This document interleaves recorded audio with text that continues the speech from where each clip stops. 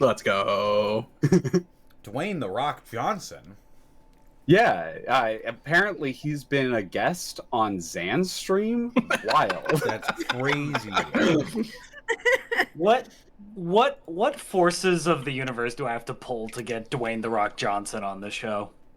The same ones that Dark Dice had to pull to get Jeff Goldblum on theirs. I don't think you want it's Dwayne "The Rock" Johnson on your show because he can't lose. Like it's in his stipulation. It's stipulated in in his contract that he can't roll any natural ones.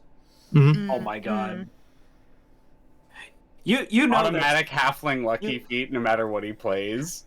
You bet your sweet Bippy that's gonna be a thing on the D&D Beyond like subscription. Like, oh, if you upgrade your subscription to the golden plan, you'll get less natural ones. Oh god. You know wizards would fucking do that. You fucking mark my words. Somebody clip that. In like 5 years from now, I'm gonna be right. Like, there's gonna be like a gold subscription that like you get 3 nat 20s and no nat 1s during a session. Mark my words. The Dwayne "The Rock" Johnson package. Oh god.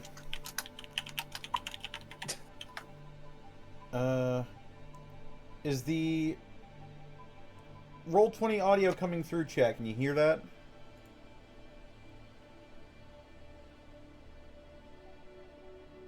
I can't hear anything. Roll20. Okay, they can hear it. We're good.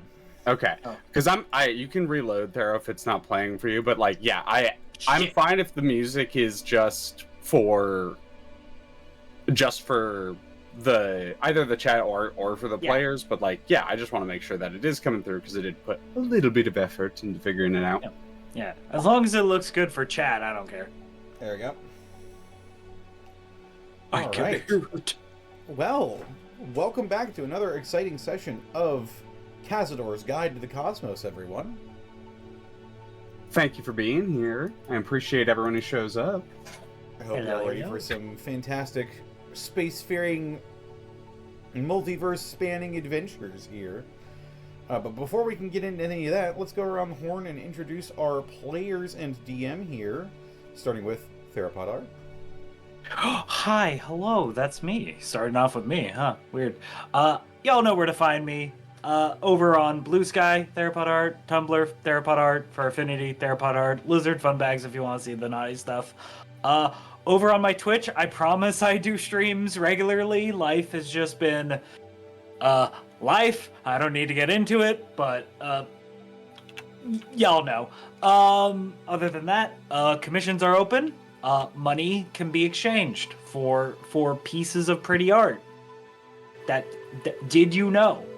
That life hack. If you want an artist to draw something you want, pay them. There's your life hack for the day. And then Dang. am I wrong? And then Good hack. yeah, it's life hack for you, free of charge. Not the art, the life hack. Anyway, other than that, got it. And other than that, you can find me playing Tara on Tuesdays for Vecna Eve of Ruin, and then Fridays are it's this thing going on right now, right here. That's me. Yippee! Up next, we've got XanillisGrimm. That's me. You can catch me over on my Twitch channel, twitch.tv/XanillisGrimm. Most Mondays, not this upcoming Monday, but most Mondays, do bring some Stalwart Souls at 7 p.m. PST. The D&D campaign I run with a few friends. Then back at twitch.tv/DistortionDevil for some Vecna Eve of Ruin at 3:30 p.m. PST on Tuesdays. Then Thursdays, twitch.tv/MontyGlue at 7 p.m. PST for some Dungeon of the Mad Mage. Right back here on Fridays, where you are now.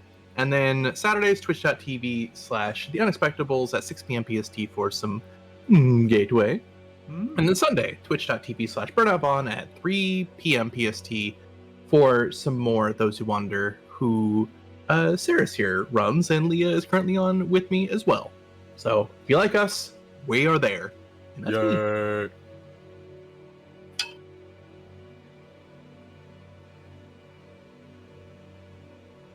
Alrighty.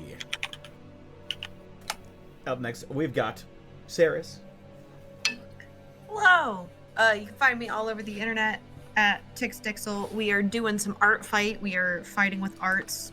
We are punching people in the face with some pencil sketches. Other than that, Sunday we got Those Who Wander over at Burnout Vaughn's channel. Come check it out. The party is knee deep in an investigation. And is trying to figure out what the hap is fucking. Monday, I think schedules are shifting a little bit on my end, so I'm trying to figure out what exactly is happening both Monday and Tuesday. But I know that we're doing some Deltarune over at Leah's channel, and we're finishing for real this time. Final boss of Home, the off fan game over at Skeleton Outlaws channel. And then we end our week back here with more Kazador's Guide. Heck And that's yeah. Alrighty. And of course, we've got our wonderful GM leading us through this fantastic adventure, Amusing Thalia. Hi everyone, I am Leah. If you are watching this, you probably know who I am already. But for anyone who doesn't, I am a little bit, I guess, variety streamer. I'm getting better at it. I'm trying to do it more often. But I do a lot of TTRPG content, much like Zan, and I am getting a bit more into it as well. Currently, I am doing a Deltarune stream that is on Mondays. I used to be on Tuesdays, but is now on Mondays. When I finish that, it'll go back to whatever kind of hard game I feel like running. Sometimes it's a FromSoft, sometimes it's like a Hades-like, or maybe I'll do some Hollow Knight or some Skong when that comes out. Other than that, I am also doing a Tuesday stream with friend in chat, Ray, Keyink, and Aquamuse, who we try out a bunch of different TTRPGs and TTRPG-inspired and related things from various mediums. So far, we've done a few video games and a few different systems. We've mixed some systems together. At one point, we're going to have Saracen, and we're going to try an actual just board game that they have that I'm very, very super excited to show off. Other than that, I'm annoying Connor on the Elden Ring streams on Thursdays, and I am running a game on the same channel here on Fridays, which you are currently watching. Saturday's got nothing going on. Wednesday's got nothing going on. Those are my chill out days, kind of. They're my chore days. And Sunday, I am currently guesting on Those Who Wander, run by the lovely Saris here. And that is what I've got going on. If you enjoy the way I run things, enjoy the way I talk about things, then check me out there. I'm on all social medias that are relevant at Amusing Thalia. And I also have been really enjoying, this is just a little side thing, I've been really enjoying playing a Sorcerer in Baldur's Gate 3. It's been a blast. I know Connor's been doing a lot of Baldur's Gate 3 content on Sundays with Evie. I think that's really cool. But I do think Connor knows a little bit more about sorcery than I do. It's true. Maybe. Specifically of the beard kind. Oh, true. You are a beard sorcerer indeed. That's right. Beard sorcerer. And I couldn't do it without help from the wonderful products over at beardsorcery.com. That's right. Beard Sorcery. It's your one-stop shop for all of your beard hygiene care products, including oils, balms, brushes and combs, shampoos and conditioners, and more, all with a fantastical fantasy theme. Use code DistortionDevil and you can save 10% when you shop at beardsorcery.com. As well, check out Bones Coffee. We got all sorts of fantastic flavors if you are a coffee lover, if you have a coffee lover in your life. They are also known to do collaborations with brands like Fallout. Some others that I can't really remember off the top of my head, but there are other collaborations, and they are delicious. Fallout's the relevant one for us. I just had some Atomic Apple earlier this morning, actually, and it was quite delicious. One of the better, like, fruity flavored coffees I've had, actually. It tasted like warm apple pie. And if you want some coffee as well, head on over to Bones Coffee Company and use code DistortionDevil. You can save 10% on your order. As well, we couldn't do this weekend we got without bits and subs from our wonderful Bits and viewers. subs. Subs and bits. Darky Arts, thank you for the year of subbing. Year. Oh, wow. God dang, Darky, thank you. Oh, dang. Darky's a real one. Also, did the amazing art for this, and that needs to be pointed out. Oh, yes. I agree. The artist that drew all of our icons here. Yee, yee, yee.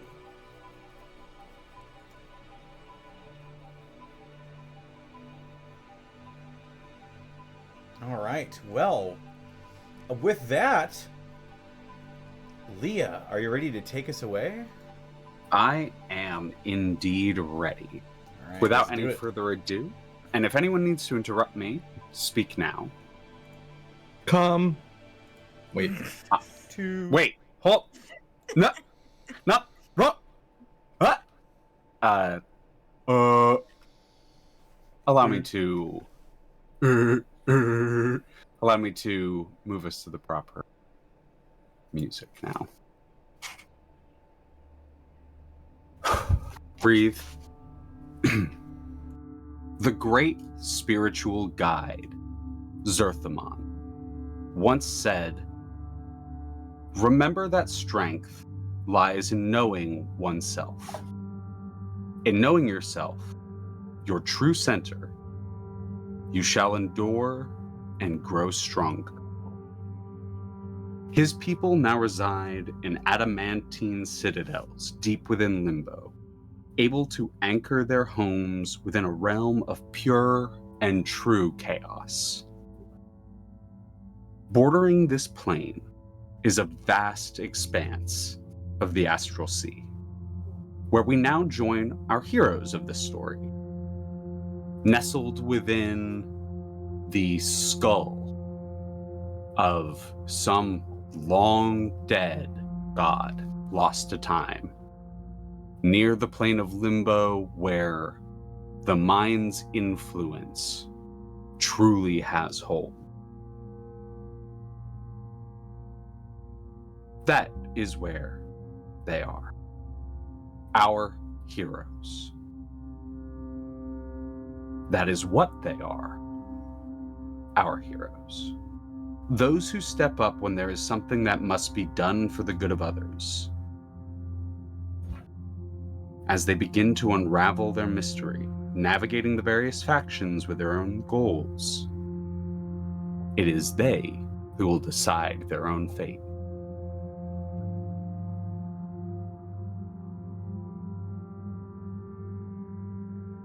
Once again, you find yourselves within the Gnosis cluster. Gamir Hanakir.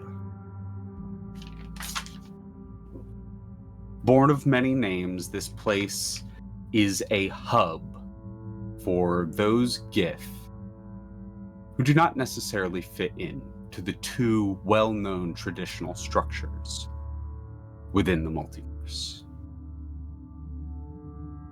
While these various entities have a tense relationship, peace has existed in this place for some time.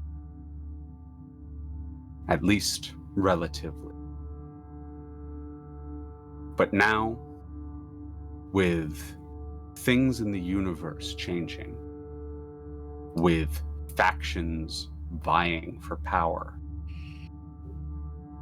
we will see how long and if that peace lasts.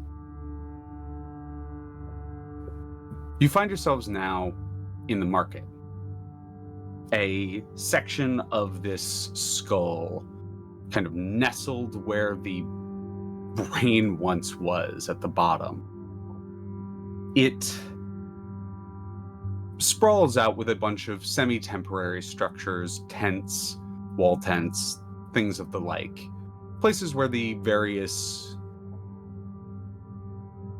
members of crews from these various astral vessels can rest and take some time on relatively solid ground. And within this section known as the ship farm in Githyanki, or Gith, I should say. Party has bartered for some goods and find themselves milling about, deciding what their next move is, what the next faction they'll interact with is, and how they will go about their next plans.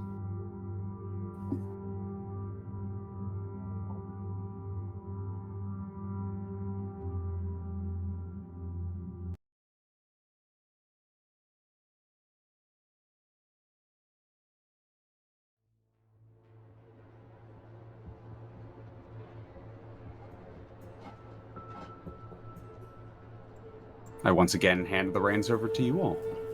The bustling of some various groups are sort of around you, but at the moment you are to yourselves. I had a starter question as a follow-up to last session. Of course. Did I have any success going over to, I think it was a tower, to ask about some seeds? Yes, we talked about it, I believe, at the end of last session. Yes, we did. I just wanted to Briefly, confirm. to confirm what the result of that was.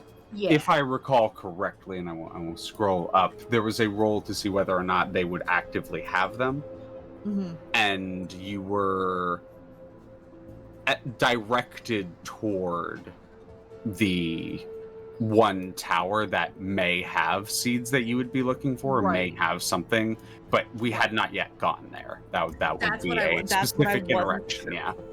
Yeah, that's what I wasn't sure about because. Yeah, what you found from interacting with people was that information we had not necessarily Cool. resolved that's what I had in my that, notes. so to speak. That's what I had in my notes. Just wanted to clarify. Unless anyone else in the party wants to do anything, I would like to go and explore that little avenue. But if we have more important things to do, or we have other things that the party would like to do, I'm open. I don't think we were given a time crunch, so yeah, if we want to. Correct. Yeah. We just gotta scout the center of the skull.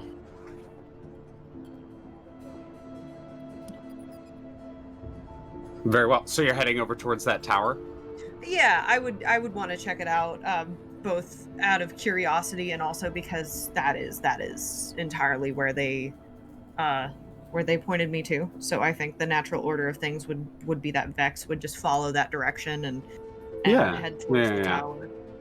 Absolutely. Walking through the market and kind of leading the group, Xoruk would see Vex moving off. And at first, anyone who's looking might seem a twinge of annoyed that we are not going directly towards the path, but then we'll try to center himself and we'll kind of lead the group to follow Vex. I assume everyone does. Does anyone get held up in the market, or is there anyone that would like to stay behind and do something here while Vex and folks walk off towards that tower? I'd just like to imagine Hakka still kind of like amazed at the situation, does stop at a lot of food kiosk, and like maybe Kazador has to like grab his like shoulder armor and pull him along, like, what is this iced cream? What are you talking about? Yeah. But yeah, as you're kind of walking, no, I'm gonna roll off that for a second if you're all right. Oh, okay. Okay. Walking between these various ones, and you're grabbing food. It's probably right before Kazador would come back and drag you back towards the group, because you kind of separated yourself for a second. Mm-hmm. There is a moment where you turn around, and it is the third individual from the following that you had not yet spoken. The one that was over off by themselves speaking to another group and had not yet come up to you. That as you turn around, there's that probably twinge of annoyance or frustration on your end of seeing another one confront you. But they, hard to tell with this one especially, are holding a platter of some kind in their hand with these little it's hard to tell, they're various colors, and they're little balls with what looks like some sort of powdered substance sort of sprinkled on top, and they just kind of hold it out towards you. You seem hungry.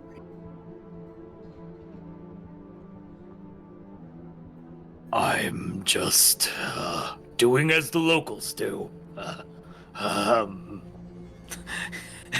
Is holding way too much food, and is not doing as the locals do, but is trying to come up with an excuse. What is this you are offering here? There's some sort of sweet dessert, a delicacy from the last plane we had been to. I'm happy to share.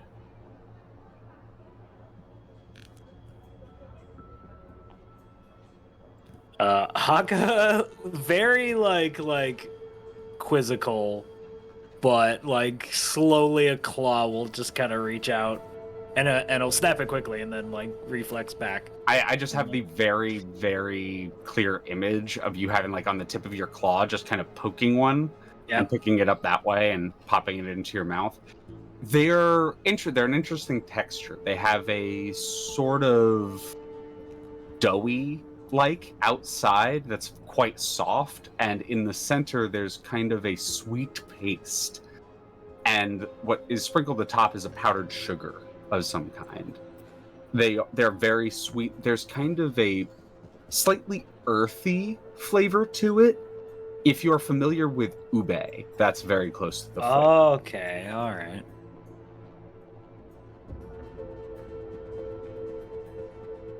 Red bean paste would be another very close comparison, yeah. They're different colors, so the one you grab, that one tastes like that. But if you grab another one, it's probably more red beany. They're different flavors. And Kazador, you're kind of walking up to gather Hakka, and this person, seemingly aware of you coming, would turn and hold the platter. Would you like some as well?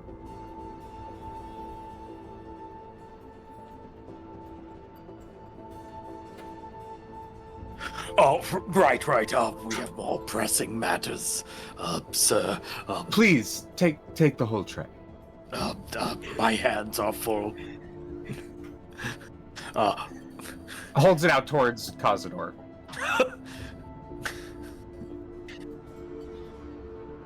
Food is free here. It is also within our custom to share with those who wish. It is part of the following. We like to view ourselves as a coalition to unify all the planes.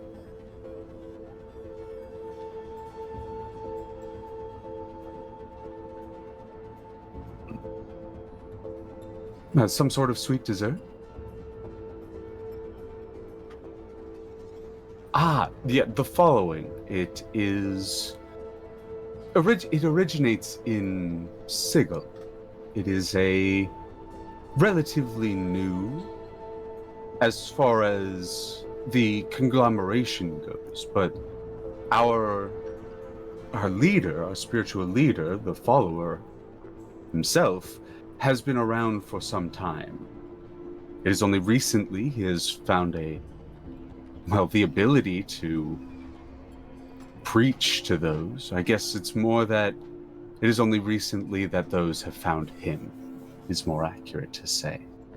But I hate to interject. Is Connor muted I've just unmuted myself. on stream? Yeah. Oh, okay. Sorry. it happens. You had just asked what their sort of practice was, yeah. Yeah. I essentially said that I'll take one and then take the whole tray. Oh, okay.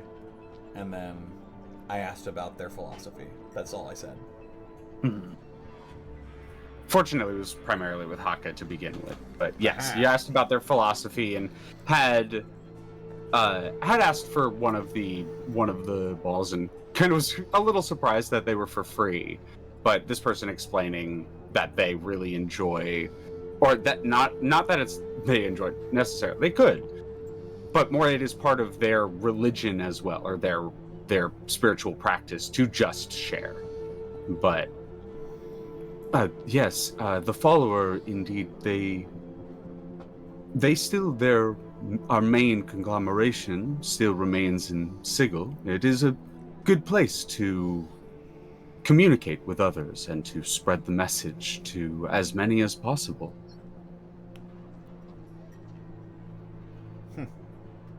I see. You kind of give this person a once-over. They are, as I described last session, but to reiterate, they are in simple attire with kind of a soft sort of cream color and maybe pale peach or very soft faded red trimming. They have various iconography hanging off of them from various religions. You, being relatively well learned, would notice talismans of opposing deities and opposing religions and conceptions and philosophies that seem to hang off this person, like religious, or very much like almost decoration to their outfit. They have a little symbol of Asmodeus hanging off, as well as a symbol of Bahamut. They have a symbol of Grumsh and a symbol of Avantra. And they just hang off this person with seemingly...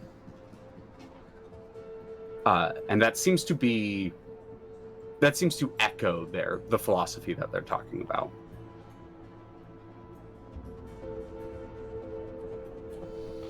Kazador will mage hand the tray. Well, I wish you and your follower well. We hope to see you during a service at some point.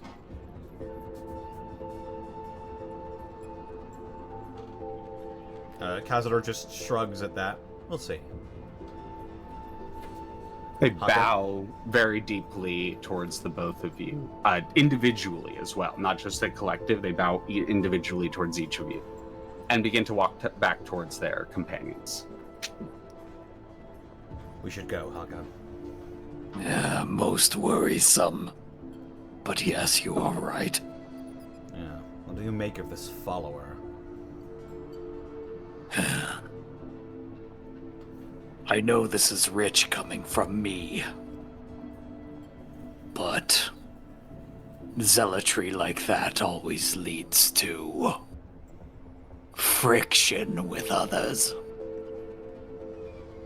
I've experienced it firsthand, as you know.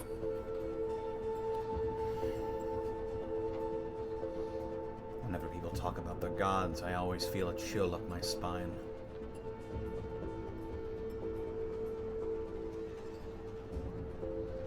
Oh, well. We shouldn't keep Xoruk and Vex waiting. And flashing to Vex, I imagine Vex having made it to the tower at this point, with Xoruk kind of impatiently in between the two groups, probably, if you can correct me if I'm wrong there, Zan. Xoruk, And yeah, kind of just seeing the crowds move around him, seeing the effectively two different parties forming for various reasons.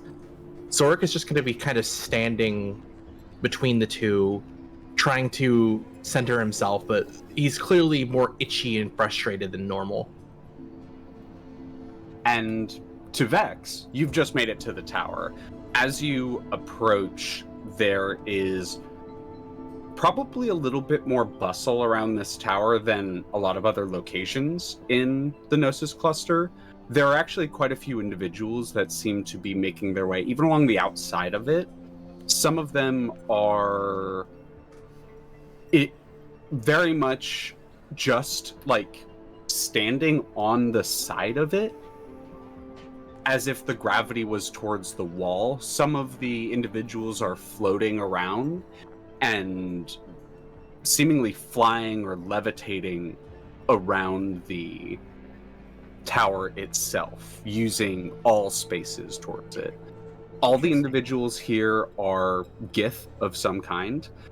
It is difficult to tell. You've had quite a lot of experience with Gith, especially with Xoruk and Dorithni, and your past with, in general, them being who rescued you. So you're familiar with Gith pirates to an extent, but you're also very familiar with the split between Githyanki and Githzerai. Githzerai very often wearing more priestly attire, more robes, more spiritual attire. They tend to have a more rigorous insular communities that are very shut off from the world, whereas Githyanki are very expansionist and very loud and very big and Right. have a lot of sway, and they wear armor with like big silver weapons. These Yes. people are wearing neither anything like that. They also don't seem to bear any insignias or identifying equipment to them that would place them in any of the groups that you're aware of. Okay. And they do they seem to be, I know that there's probably a lot of different Gith doing a lot of different things. Mm-hmm. But I would say on a more ground level, do I see like a bunch of them working? Are they tending to things? That is exactly it. They are tending to vines and fungus, moss, lichen, various sorts of growths that seem to be on this tower. Sure. It and I is think, very much some sort of cultivation of some kind. sure. And I think with just noting that, I think Vex would, albeit incredibly, I would not say with hesitation, but rather with a slowness, as if not trying to startle anybody, Vex would approach probably like the nearest Gith that's working that doesn't seem to be like maybe too focused, if you get what I mean. You would note, what's your passive perception? It's not bad, right? I think it's a 12. Yeah, it's not like amazing, but it's not bad. Yeah. You would notice that there is an individual towards the bottom of the tower that has not quite a clipboard, but it is attached to a wooden handle. It is akin to an abacus, though in a circular design. Okay. And they seem to be like noting things, and they'll occasionally move some little things around. Someone will occasionally come up to them and talk to them, and they give kind of the vibe of some sort of overseer or foreman of some kind. Sure. And Vax would just, again, very, very casually but very carefully approach and just, excuse me, I hope I'm not interrupting something, but I had a really quick question for you. The individual would kind of turn towards you a little bit, giving you an up and down sort of look. Not quite a look of suspicion, but almost an appraising glance. Mm-hmm. And they give you a slight nod, Shikatsai. Shikasai. I guess it's more like two questions, so I hope I don't intend to take too much of your time. I was curious about this construction here and the plant life that you have all about the place. It seems like you are in the process of harvesting something. Yes, this is the primary growth tower within Githzerai. It is where our people cultivate most of the food that is available to people here. That is given to their families and it's traded to the various ships that travel through. We provide a lot of rations, a lot of various goods for many people. That makes total sense. There are smaller ones. They almost gesture like up towards the other crystals. Personal ones that people keep in their house, like a garden. But this is the main one. That makes a lot of sense. I didn't see too much in terms of vegetation around here, so that makes a lot of sense. Follow-up question then. I was wondering if I might be able to purchase some seeds and a lovely individual over in the market, and Vex would just gesture like a pointing. Directed me here to see if you might be able to, if not point me in the right direction, maybe give me some insight. They give you kind of an up and down glance once more. Roll me a persuasion check. Sure. Let's do that persuasion.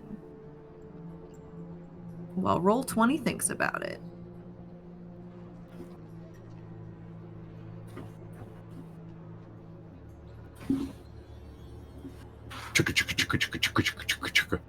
Oh, it's coming. I love Roll20 very much, and this is where I will also remind that I am personally fine with my players rolling personal dice and typing the number in chat.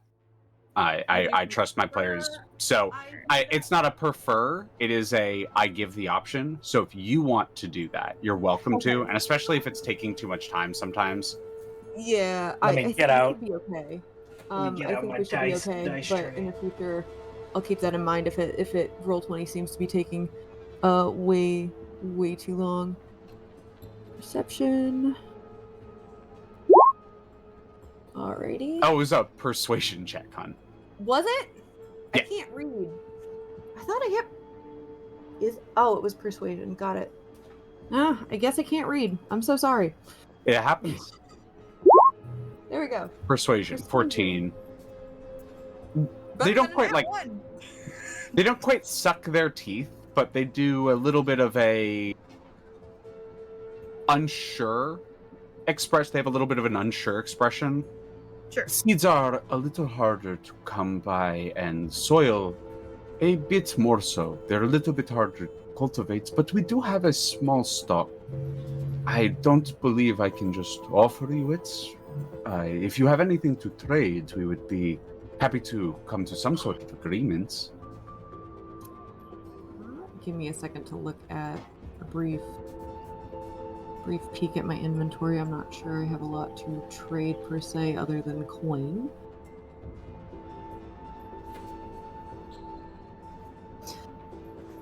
Alright. Unfortunately, I don't necessarily have too much in the way of trade at this current moment in time.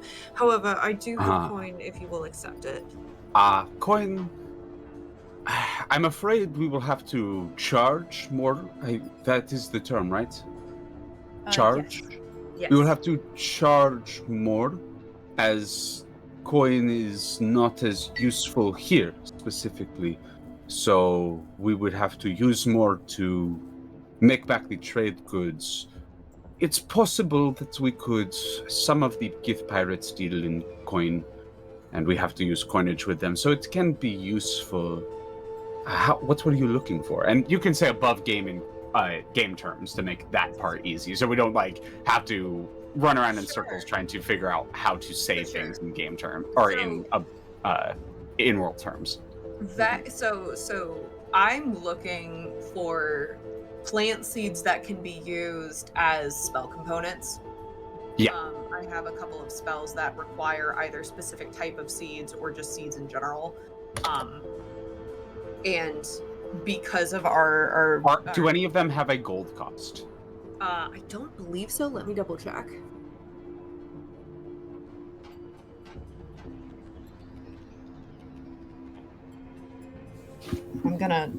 Hope you don't mind. I'm gonna pull out my phone because Roll20 is taking its sweet time.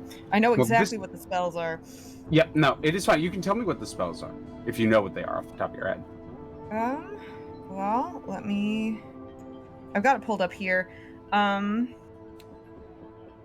No, it does not have any type of monetary So this value. is what I'm going to say. You are specifically buying expensive, rare, or unique spell components. And we talked about this before we started the game, and this is something I like to run in my own games. So what you will be buying here are consumable components. These Correct. Components will be, you can use them as the components for these spells, and they will give additional effects, but you do consume them over time. Yes, They will, and that is exactly Yeah. why I wanted to Mhm. I wanted to look into it, because I was completely You're kind of interested in seeing how that worked out, yeah. Yeah, exactly. And I think to Vex's nature, if there has been in their journey multiple instances where they've kind of noticed that if they use different seeds or if they use different consumable components, even if there are things that might So you're trying to find you might find something unique, interesting here. Yeah, I will say this: for every 10 gold you spend, you will get a usage of it, and you can spend as much as you'd like, up to 200 gold. Okay, interesting. I think to that point then, to make this really quick and not make this last too long, I'm gonna just spend the 10 for now. Spend the 10 for now? To test it out, yeah. Yeah, to test it out, because I have this gut feeling, and Vex has this gut feeling that this won't be the last time we'll be here. Yes, what I will say is, after you use it, you can still use these for the components of casting the spell, like normally, but you've used the like consumable nature of it. Yeah, the special. With this, when you use this, you may apply 1 meta magic to it. Ooh, okay. Ooh. To the spell that you use these components with. Okay. Okay, that's fun. Should I put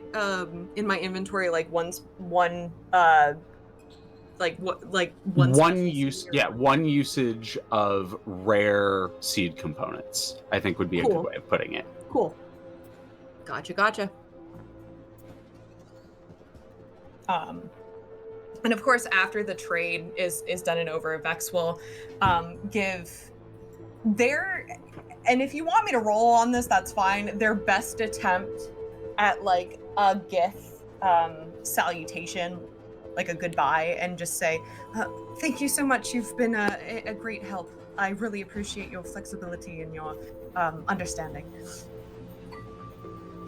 They say something to you in Gith that you would understand to be almost a like kind acknowledgement of some kind. It's probably not a term that you've heard very often. Probably you've only really heard it from Xoruk.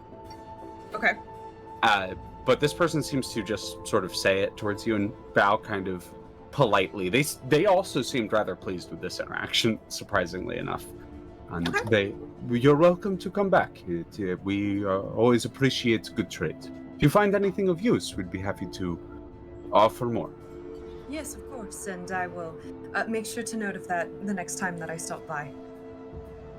And with that, Vex is gonna, almost with like a subtle like hop, skip in the step, but not exactly, turn to find Xoruk. They give you an honorable like goodbye, which is Shakath Janai, but like they just give you a Shakath Janai and turn to go back to what they were doing before. And it's at that point that the others are finally catching up, and the two groups meet in the middle with Xoruk. Okay.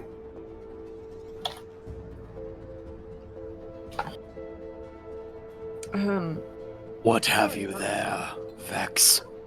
Sorry about that. I was looking to see if I might be able to find some spell components. Good. We don't know what this mercenary work, for lack of a better term, entails for us, so it's good to be prepared. For sure. And they'll actually just straight up hold up. It's quite literally just I've got a bag of seeds. It's just a bag of unique seeds, but they seem incredibly delighted. And they keep kind of like looking up from the three of you, but then also looking down at the seeds with almost a look of like curiosity and awe.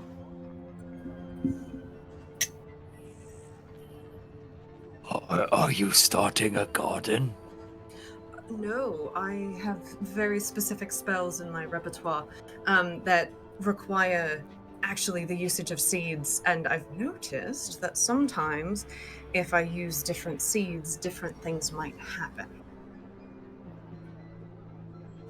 Curious. Exactly. You understand. And they say that with like a big, like almost cheesy grin. So I do appreciate you offering me the brief time to gather these, but I apologize for taking up your time. I know they look to Xoruk and look to Kazador. I understand that we have things that we wish to do and want to be focused and utilizing our time well. Indeed. Utilizing our time well. Speaking of which, would anyone like one of these pastries? What is it? And I don't know. It's the mage hand floats over a tray of these pastries. It's some sort of doughy confection. Hakka liked it. I like a lot of food, yes. Have I seen this before, Leah? It is up to you entirely with that kind of thing. I'm gonna roll it. I'm gonna roll percentile if it's above. It's the kind of thing. It's findable in Sigil, so it is possible. Sure. But I'm gonna roll it a 50-50 chance. If it's like a heads or tails. If it's heads, I have. If it's tails, I haven't. Yeah, embrace the high-low. These followers of the follower. What a strange religion. That's a heads. These followers gave us these doughy confections. Would I recognize the term the followers as well? If either of you have spent time in Sigil, you've heard of the following. It has gotten increasingly more popular, and they actively proselytize on the streets. Okay. Make us whole. They don't make us whole. They don't really... They're not considered a faction. You know, the faction... There used to be... This is just quick TLDR on some Sigil lore. There used to be guilds or major factions in Sigil, and there was a big war between them that nearly caused the destruction of Sigil, that caused the Lady of Pain to eliminate a lot of the factions or the usage of factions. Some of them have crawled back from that, and they still exist. A lot of the factions still exist, but they stay out of trying to influence Sigil too much. They don't try to sway or control. And that is kind of how the following has stayed under the radar, is they don't push anyone into anything. They're not violent. They actually have, you've heard of them helping out the Dabus in quelling circumstances, like in the hive and stuff like that. There are like demon and devil members of the following that have stepped in to quell tensions and that kind of thing. So they're considered like upstanding citizens in Sigil, almost. They have a very good reputation there. Spent a lot of time building it. Gotcha. And yeah, so I would recognize these pastries, and Vex would just and take one and pop it in their mouth.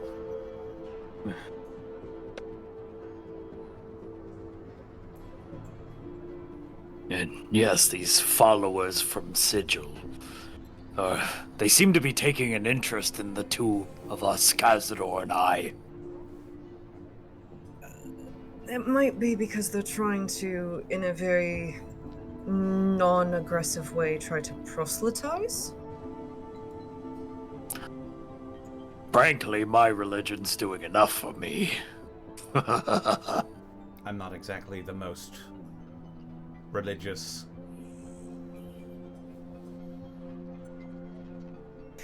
He said something along the lines of unifying all the realms, which sounds like an impossible task. Quite. How would you even do that? Till all becomes one.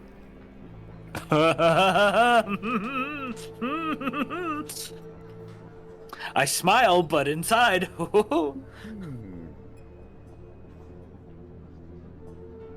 But enough snacks and pleasantries.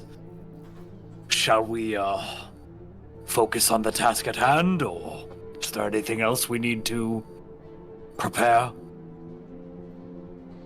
Vex will take a look at Xoruk, as if non-verbally asking if there's anything he needs.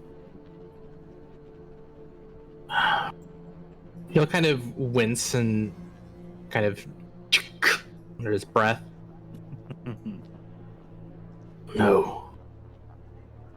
We should get moving. Very well then. You took the words right out of my mouth. Then we should head back to the Nautiloid.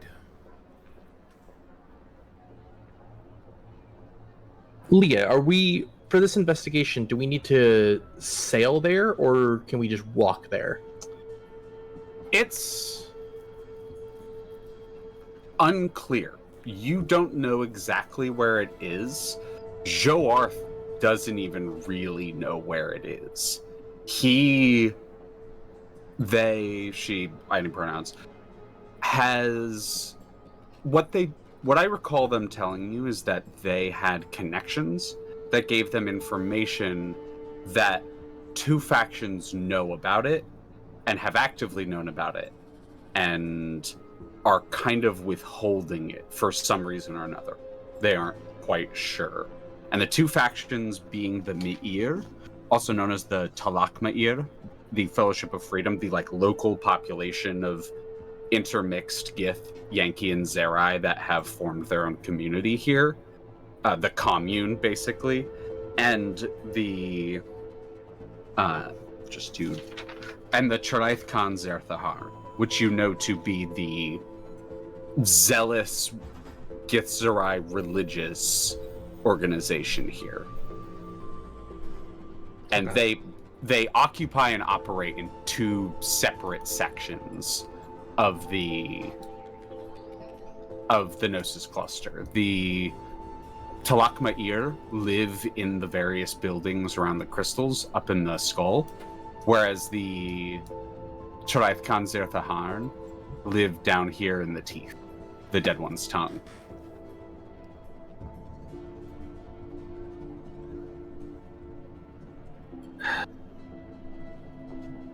But I would say the last thing you could also do is they had a theory that it is somewhere in the various nebulous mists that make up the place where the skull is hidden. And so there is the option of just flying around in that and hopefully finding it, but there are a lot of dangers that are presented in that, right? Right. But is it someplace that we have to sail with in perhaps the Nautiloid, or can we simply walk there from where we are to at least investigate the Githzerai cult? To investigate the Githzerai, you can walk there. Just to sorry about misunderstanding. Yeah, you can make your way. You can make your way through the ship. Through the ship farm, and then down these steps here, and that will lead you to these various this temple district, basically. Before we leave to your ship, Captain, I believe it would be prudent for us to find a way towards the temple district. We can simply walk there. They likely might have more information for us.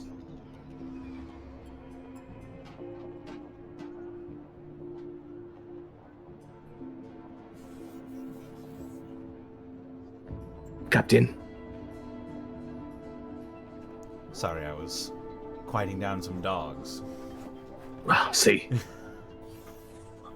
I didn't know basset hounds were from space. It's true. No dogs on the moon.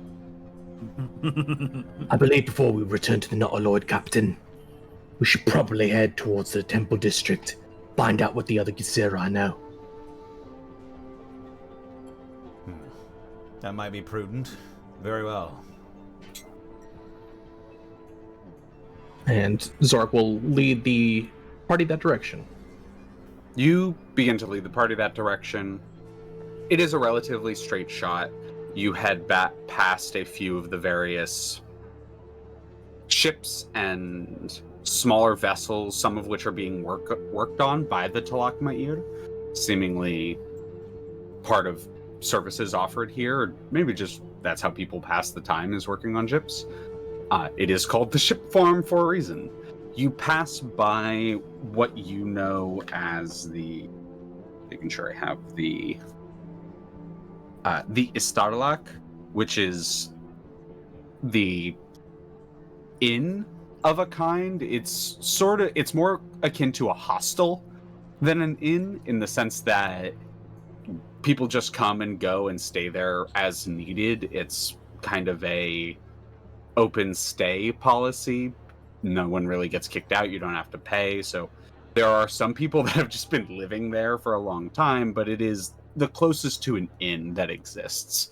And that is this building right here that kind of exists between the ship farm and the the dead one's tongue. But you head down these winding stairs, and the stairs,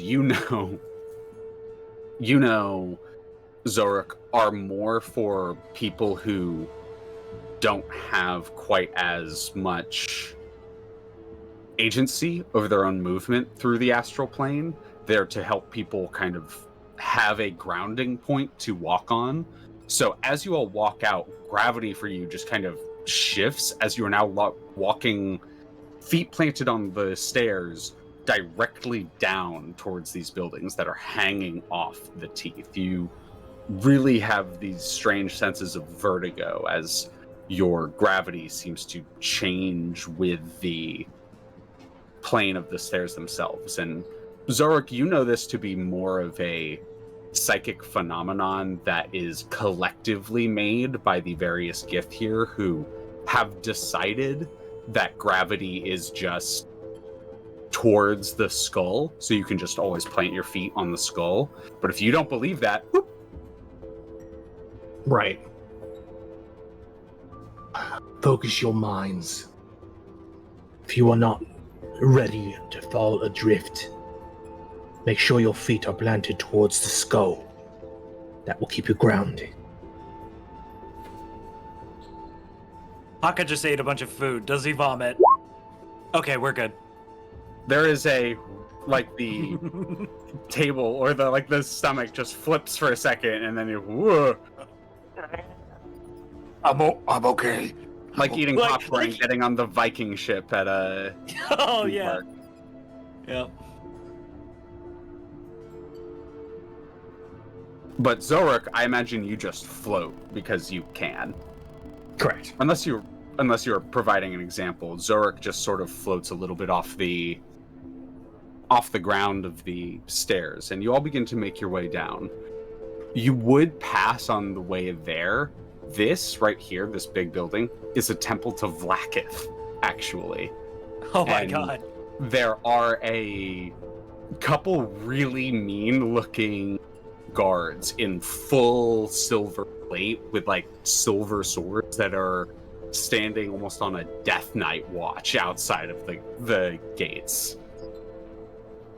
But you continue past that and eventually make your way. There are other various temples down here to various other gods, deities, and religions of some kind. Some of them are only kept by one or two people, but by far the largest of them is this big cluster of various colored buildings over here. That is the headquarters of the Charaith Khan Zerthahan.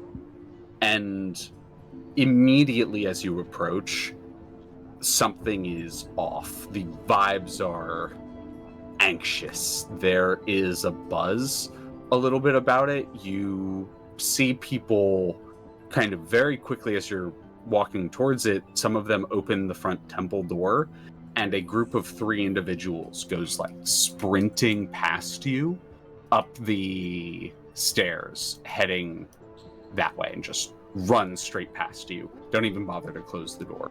Another individual comes up and doesn't quite slam, but with some force shuts the temple door, and there is an energy that is wafting off this place, especially for Xoruk, who has such a personal connection to psychic energy. There is uncertainty here that is disconcerting, especially for a temple to Zeramon. He's gonna look a bit confused and puzzled towards the party. Something is off here. This should be a place of control and understanding, not of whatever this is. Seems paranoia has set in. For whatever reason. Well, we don't have much choice. We still have to move forward. And he will walk towards the front doors. Mm-hmm. Are they open or? They, as with most Yankee or Githzerai front doors, they are closed, and you don't open them with your hands, you open them with your mind. You have to will them. They're usually heavier than most can just push open. You will them open. And they tend to have psychic inscrawlings on them that make them susceptible to psychic energy controlling them, more so than just the average thing. So it is a test of the mind. If you want to open them, you may roll me. You can just do it, Xoruk. If anyone else wants to, they would have to roll me a check. Because you are a Githzerai. What's the check? If you want to just try it before, but Xoruk, I imagine, is leading. Xoruk will kind of move up, move to take a natural position to open it, and then kind of realize, like, wait. Much as Xoruk wants to move things forward as fast as possible, he's going to look back towards the group. I can open this door quite easily, but perhaps this is a moment for one of you to learn more. This door can only open by force of will. If you would like, you may test your will. Kazador will look to Hakka briefly, shrug slightly, and then Go for try it. and will open the door. You may roll me an intelligence check. I'm just imagining that guy I'm just imagining the guy that like is lifting the pizza with his mind, and he's got his like hands on his temples.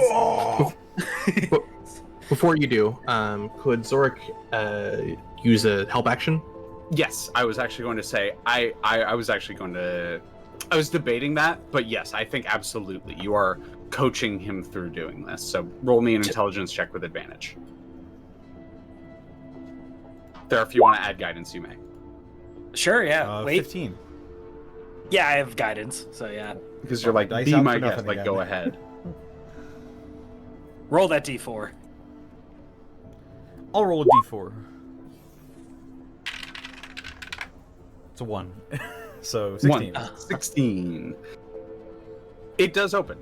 There is not quite a pause in that it struggles, but a pause in that you focus yourself. Reach out your mind, close your eyes, listen to what Xoruk has to say, and how does Xoruk exactly lead Kazador through this? He will, with permission, will use his telepathic connection to the captain to close off any noises that isn't Xoruk's voice in his mind. The teachings of Zeramon. That is what you will need to move forward. The last of his tenets state this: focus and discipline are the key to strength.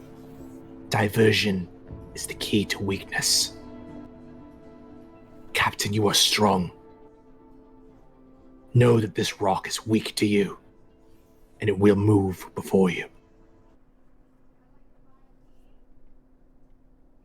As the sounds of the city begin to fade away around you, just Xoruk's voice leading you through, you focus your mind, reaching out, and even with your eyes closed, for a moment you see 2 doors in front of you, outlined in a brilliant light, and you almost feel yourself, though you don't move your arms, you can almost see and feel spirituals reach out and press the doors open.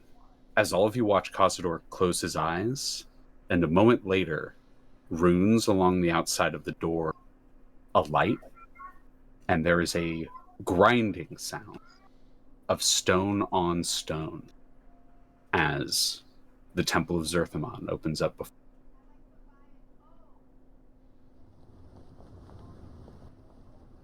Immediately people... Oh, go ahead. While Kazador is focusing, Xoruk will break the connection and walk towards the doors before they even fully open, fully confident that the captain has it.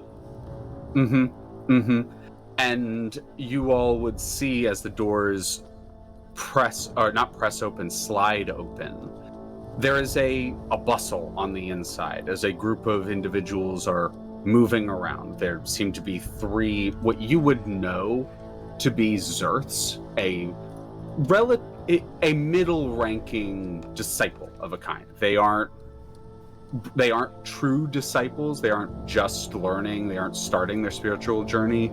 They are training to find their focus and their discipline within the paths of Zerthum. And several Zerth just kind of walk past. One of them kind of looks at you all, and then immediately seems to be frustrated that they distracted themselves and followed the other two, as a long room opens up in front of you. At the far end, there is a statue of a very serene-looking Gith of some kind, in very simple robes, in a cross-legged, hands clasped position, eyes closed. In front of it are, I believe what Xoruk said. Oh, you got it. That was another question. But there is what seems to be two higher-ranking individuals having a discussion at the far end of the room, directly in front of the statue of Zerthamon. You can immediately tell there are various towers here. Most of the towers you would know, Xoruk, to be areas of personal meditation, cloisters, or cells, for the various cells being the original term for monks' quarters, or the various individuals here who are striving to... Ooh, music just cut for me. Cut for anyone else? Oh, I think that might have been the ambience restarting. Ah. Yeah, because it just has like a sudden cutoff point. That's weird. But there are two individuals. There we go. There are two individuals. I just reloaded the page and it fixed it. There are two individuals talking in front of the statue of Zerthamon. And as you would know, the various other towers are mostly intended for personal purposes.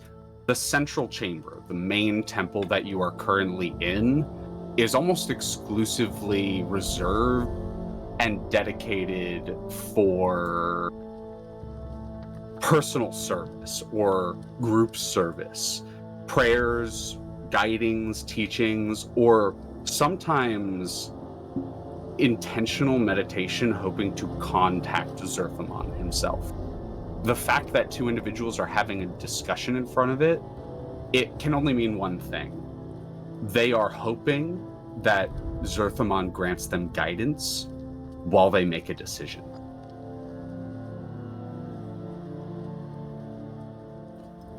Xoruk will approach the two speaking.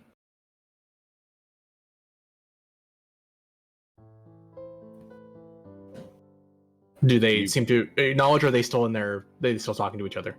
They are talking to each other until you get within about 10 meters of them, when one of them, who you would notice has their eyes closed while they're speaking, turns the head to look at you.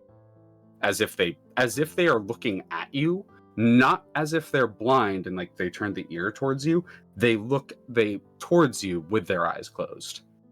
Mentally speaking to them, to both of them. Xoruk. And he will bow. All of you see one individual turn towards the one that has their eyes closed. The individual very clearly of a high rank, but a lower ranking.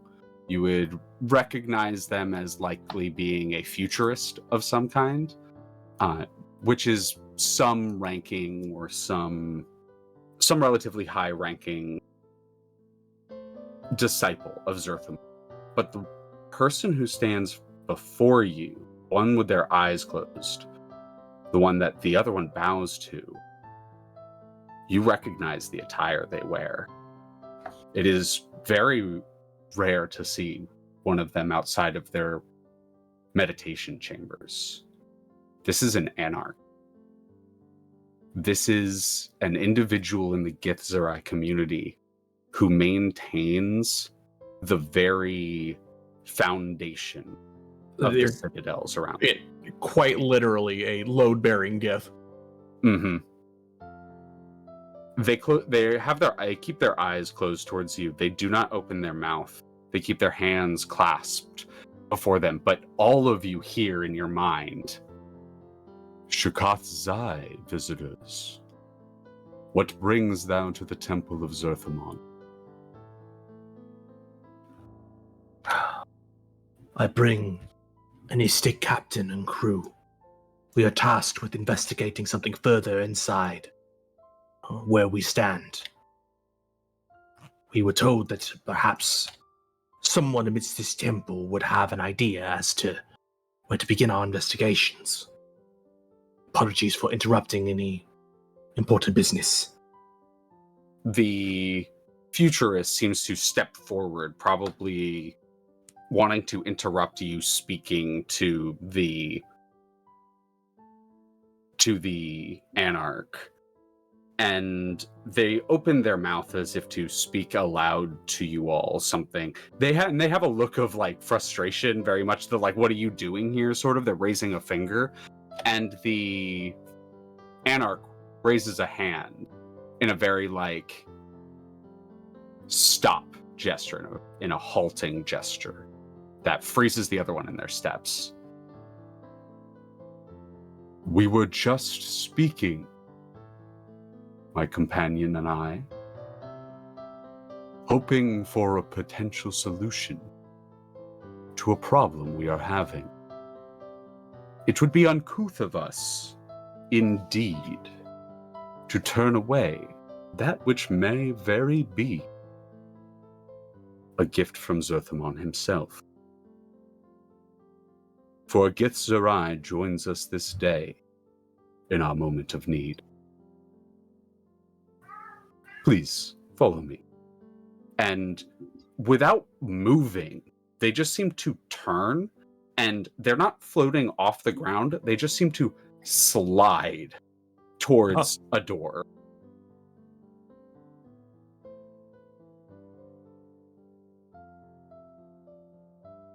So like they're not walking, they're not like, walking. They just seem to, they don't float either. It isn't like they pick up off the ground in any way. They just seem to slide as if they're no friction, just willing themselves across the ground. I hate this, but like, have you ever seen somebody move somebody in like a Source filmmaker like TF2? It is the Like oddest video. thing. They are almost too still. They Oh, God. have not moved a muscle. Yeah. At this entire moment. It is just pure body structure, and they just seem to, you now realize that when they turn towards you, they did not turn their head to look at you. Their whole body just sort of rotated. The robes lift up, and he's on a Segway. Oh my Straight god. It's like a really poorly synced MMD. Mm-hmm. Look Yep, at the yep, cool yep, tricks I yep. can do on my Segway. But Come with me. they you might slide save us. towards the they slide towards the door, and the other Gith kind of has a jaw open and looks towards the group of you and just kind of does a, well, we're waiting sort of expression.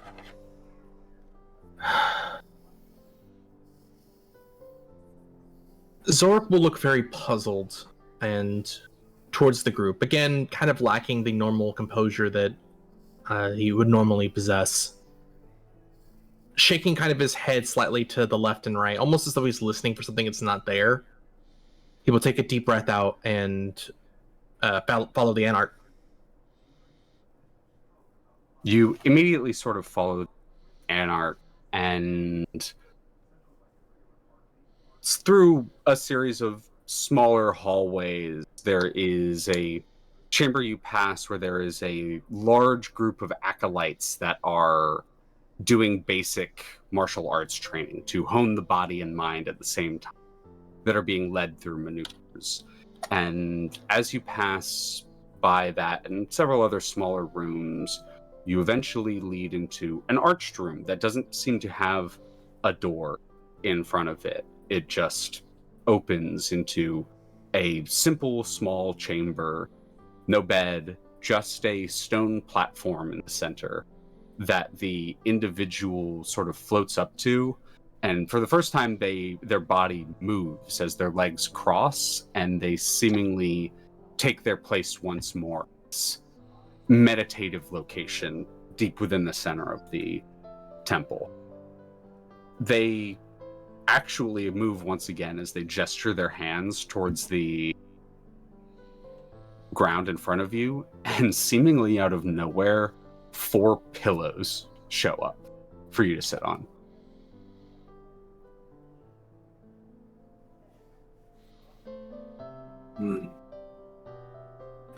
Knowing that this was an honorable thing, or was a hospitable thing to do, the gesture that has been offered, Xoruk will take a seat on one of the cushions. Space pillow. And Hakka will take a seat. Vex will Xoruk? just follow their lead. Roll me, Kazador does the same. roll me a history or intelligence knowledge check of your choice, sir.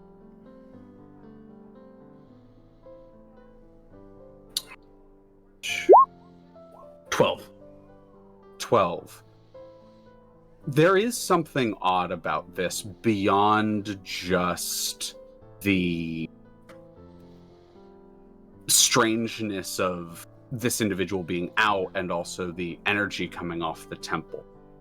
You can't quite put a pin on it, but it's something you vaguely remember hearing about this group, the Traith, which the name translates to, and you kind of didn't think about it because it was the name of a group, but on second thought, the name translates to, just double checking to make sure I get it right, may the enemies of the path of Zeramon know agony. And you're not 100% certain, but you believe this may be a Rakma, this group of individuals. Rakma being the term for what is known as a group of Githzerai freedom fighters, basically, who travel the plains, murking the enemies of Zerth that have seemingly settled in this place. And that, furthermore, stands to you as odd, as in addition to all stood out here.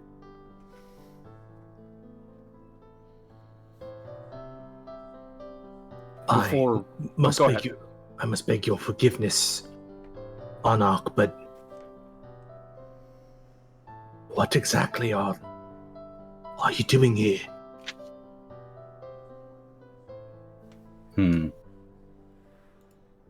What are all doing here? It is a good question, a fair question. But I no longer take the term Anarch. I bear the robes. But I am not in limbo.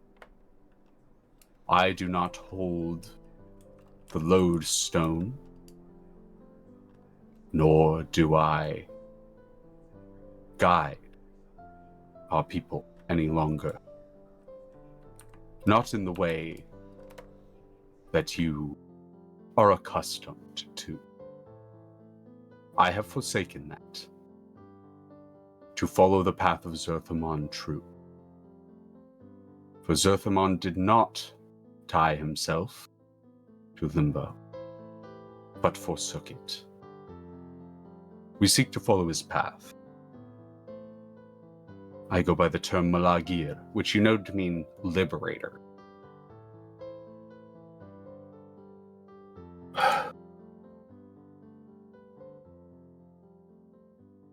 To seek balance, or lose sight of your goal. Zerthamon's words ring well in my ears. I too can empathize. Limbo felt like a prison to me. It was only out here that I have discovered there is far more to know, to truly know, before I can know my own self.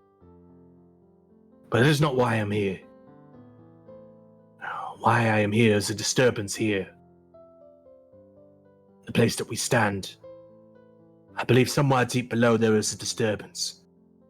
affecting other Gith. If you're truly a follower of Zeramon, you will know these words to be true.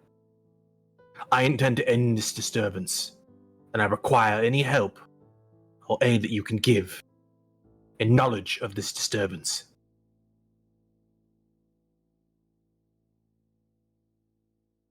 In times past, I may have treated you with suspicion.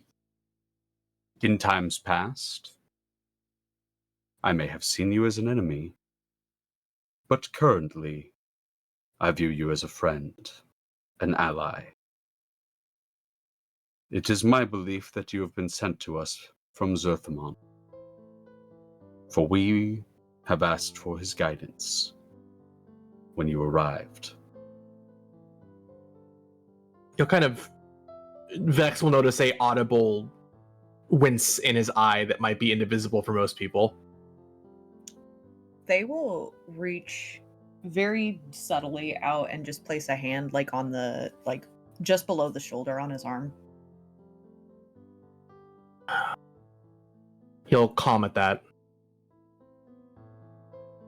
I appreciate your kind words, but I have stated my intention, my wants, my desires, what I believe to be is my goal, and it is a true belief. Now, do you require parlance for this information, or can you not aid us? I believe that it is what you will do for us that will act as payment for the information you desire, as our goals seem to be the same. What you likely... Yes, Stick. You did say you needed help with something. Indeed. And that we do. I am loath to say that my own scion was not enough. At least, it is my belief they were not. And this brings me great pain, for it means I have failed my task. I apologize for being obtuse with my words. My intention is thus: to use you for my own goals. How I intend to do so is thus. You are likely here about the Mirha situation. The amount in the skull grows smaller. And the Me'ir, their homes, at risk. In this, the Me'ir and I see eye. Where once they carved out homes and defiled this holy place, we have gathered as much of the crystal as we can and safeguard it here. We are not willing to part with any of our reserves. It is sacred. However, we must make concessions as times move forward. We have a sister temple at the Paladin, which translates to pain stopped. Strange word. I shall grant you knowledge of how to get to this place. It was hidden for a long time. Only the leader of the Me'ir knew of it prior to now. We have guarded it for some time. But I have not heard from our sister temple in nigh on 7 breaths. And this is worrying. I sent my scion to assist. I have not heard from them in 3 breaths. It is my belief that something has happened. And you will assist. That I shall. Give me At the this direction. location, you will find Mirha. You may give the information and location of this sanctuary To any you wish, and they are welcome to gather the Mirha here, provided that you deal whatever it is that has caused us to lose contact with our temple. We would rather start the process all over again and fight over a new location with more crystal than risk losing it entirely.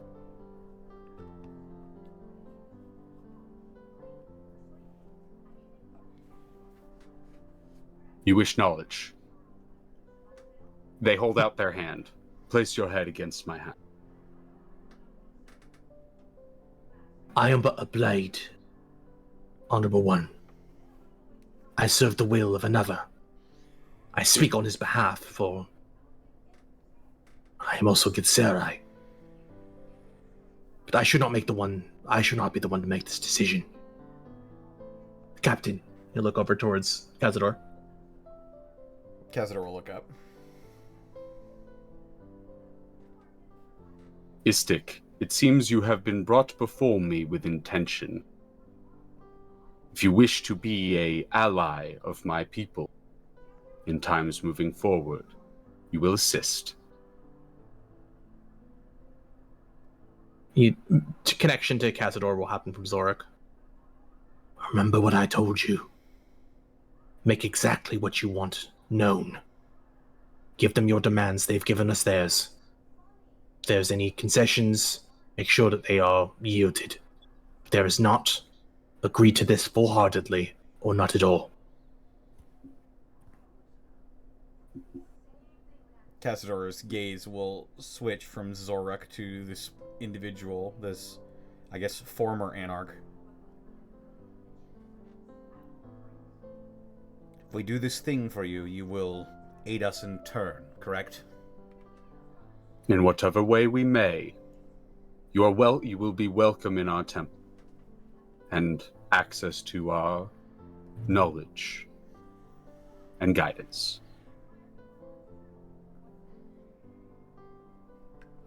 That's good enough for me. And he'll stand up and he'll remove his hat of the War Mage, and he will, I guess, kneel down and press his head against his hand. As you press your head against your hand, your vision is quickly shunted from your body as you find yourself floating in the astral sea, somewhere just below the teeth. You find your body or vision turned towards the spine of this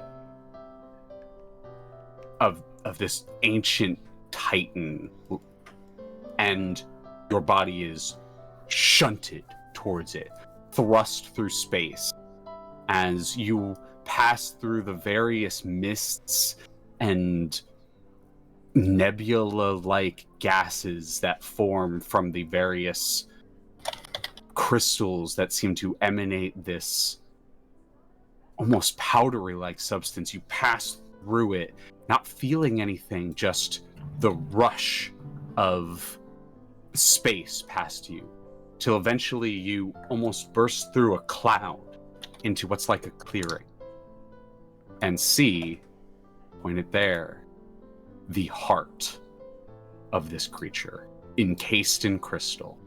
Oh shit. And you now have the knowledge and location of this place, the Paladin.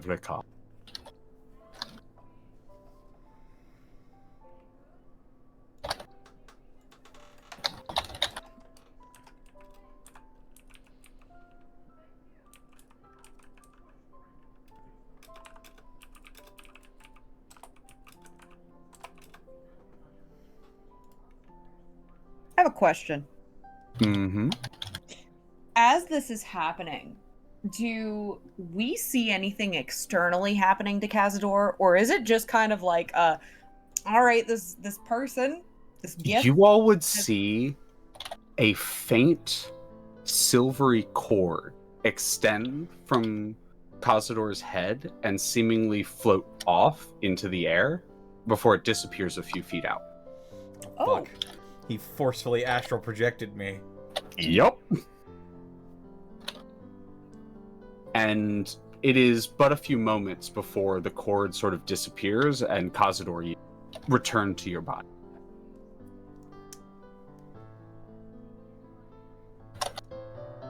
Yeah. Kazador sort of like blinking and shaking his head. Ugh. Are you all right? I'm fine.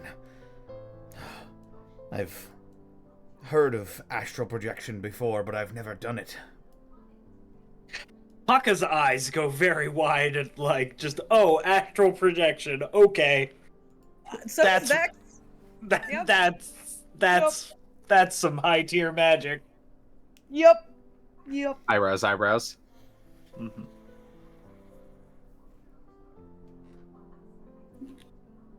Be wary when you go there. I know not what you face. The various clouds and mist deny most passage of psychic energy or divination, making it nearly impossible to view the place from afar.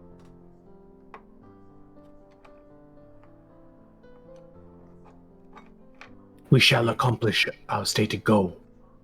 Savage.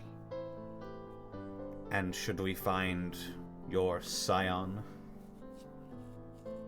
Should my scion be saved, I shall grant you my blessing myself.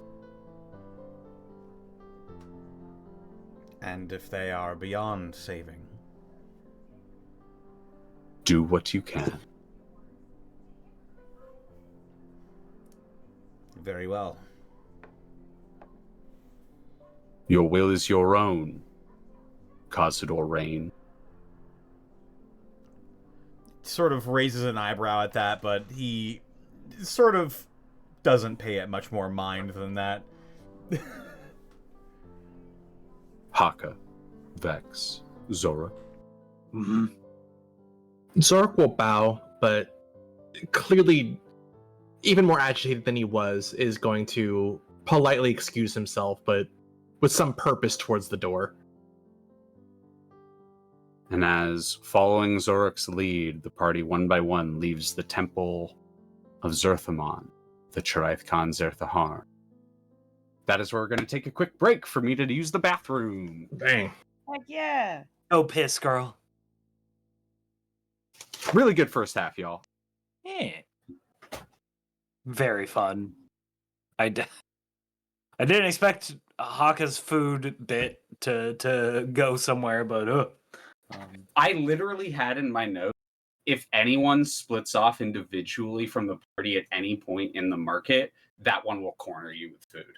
Literally in my note. Of course. Incredible. But hi, chat. How you doing? I probably spelled most of this stuff in my notes wrong. Nah. It's fine. Welcome to Half-Baked Conlang. Yippee!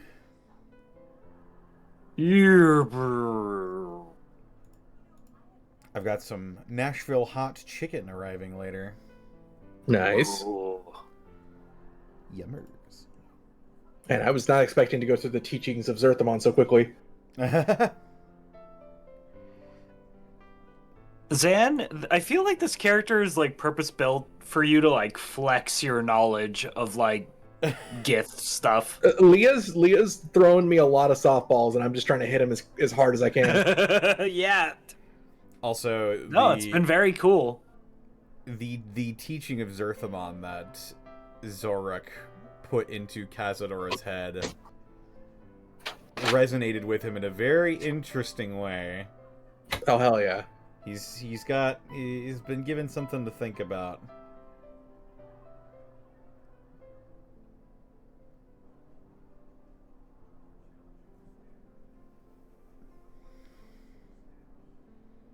So you know how you feel about Star Wars, Thero? Mm-hmm. That's how Xoruk feels about Zeramon. I understand. Damn. I Zeramon understand is so completely. Cool. Zeramon sucks.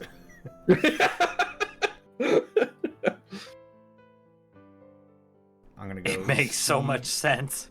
some doggies. I will be right back, y'all. Doggy. Strict kicks down store George Lucas. George Lucas. George Lucas Star Wars. I really hope YouTube picks that up. Yeah, me too. I can't wait for the mentions to just be like Tech9, Dwayne The Rock Johnson, and George Lucas.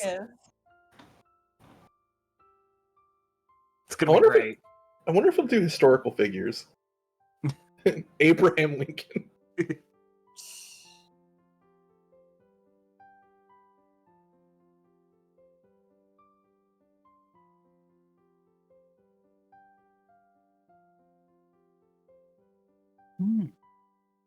Just getting a quick stretch in before we start again. Of course.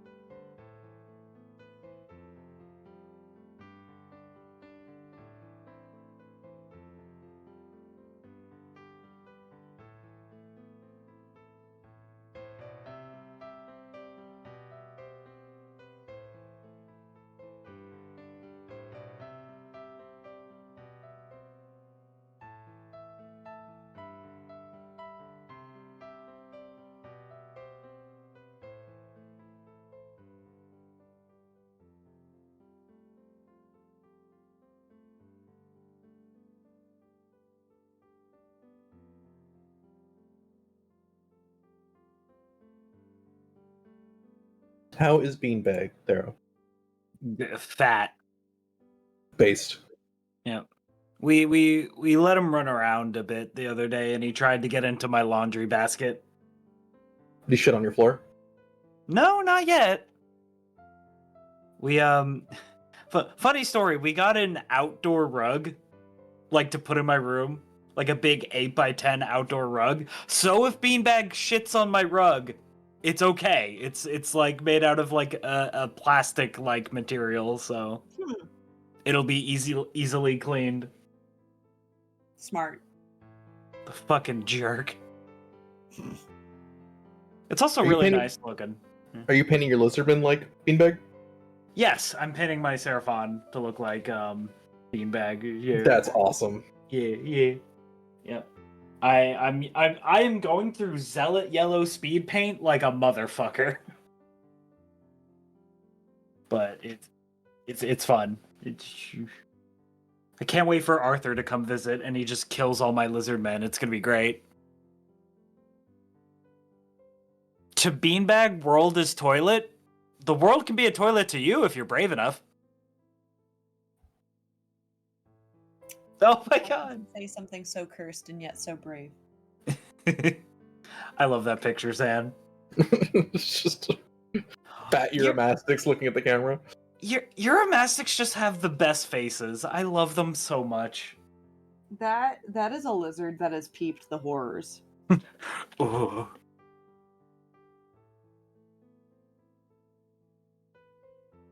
It knows too much. Mm-hmm. Okay, I am cooked and ready to go. Oh yeah! Oh, Chad, I wish I could show you. Posted a picture of a really fat Uromastics. Yeah, that is too fat. Like, Beanbag is Hell not that yeah. bad. Chonky lizard. I will say, like, that lizard might not be fat. He just might be really hydrated. Yeah. Uromastics, like camels, they store lots of water like a desert animal. So if you It's give still them really funny to look. Yeah, it is very funny. Chat, I wish we could show you this picture, because just imagine Also, a lizard. I am ready to go whenever. Just imagine a lizard fused with like a bowling ball, and that's what you're looking at. Is Connor back? No rush. I didn't know if Connor was back. I am back and here. Sounds good. Roll call. Counterpoint: have you looked at pictures of a telescope fish? I think I have. That's the fish with like the clear jelly head, right? I believe Like you can so. see like its eyeballs, but like Yeah, I believe so. yeah. Yeah, they're the little freaks.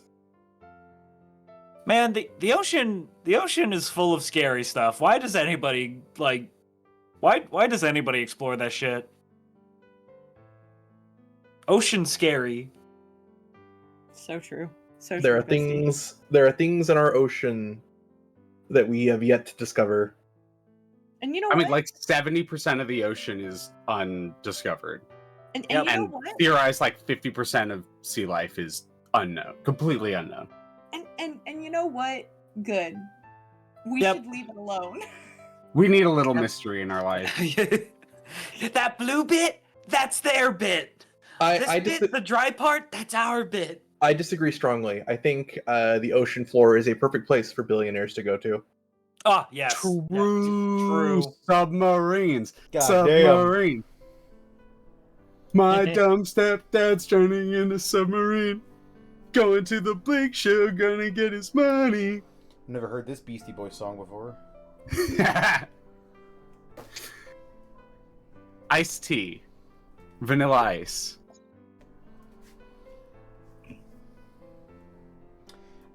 Give me just 1 second. I gotta go potty real quick. Okay.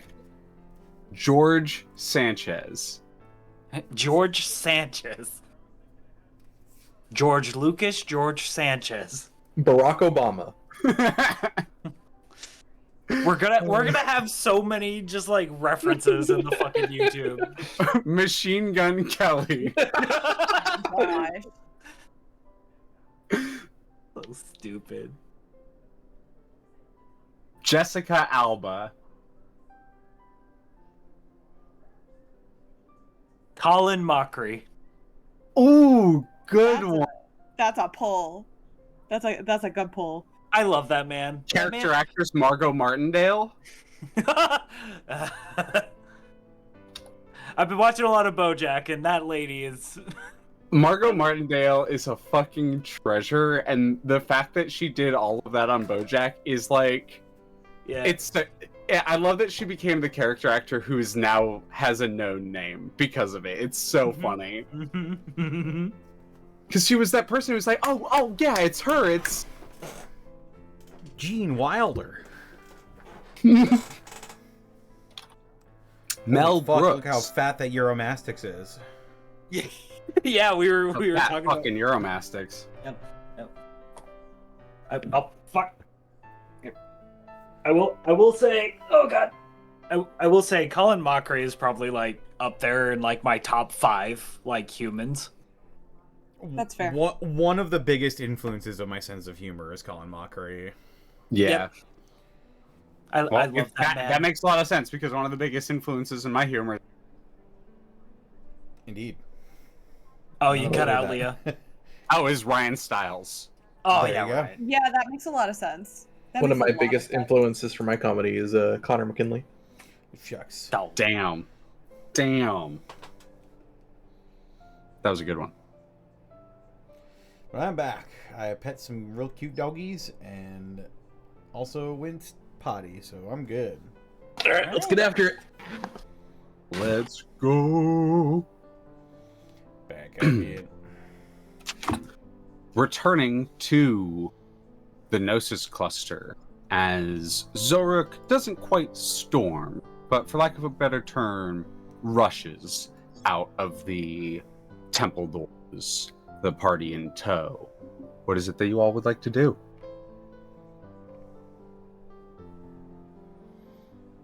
I guess follow along. Like, Yeah, I mean, I don't really think there's anything left for us to do here at the moment. Yeah? As we are moving, Xoruk is going to get a message. I'm going to use because I don't have telepathy. I'm going to use my Earring of Message to very quietly whisper a message to Xoruk. Just, how is your mental state?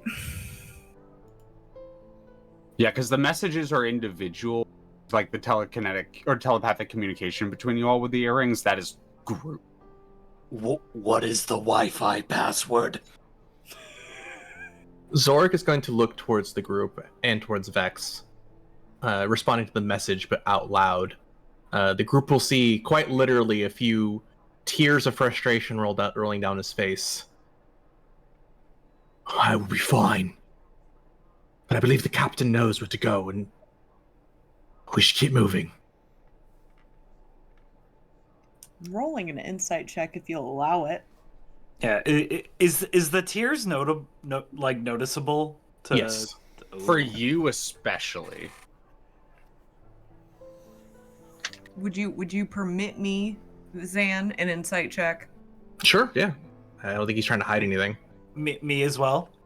Yeah. Yeah, these would just Kazador be. would also- Yeah. Oh, that makes so much sense. That makes a lot right of there. That oh my god.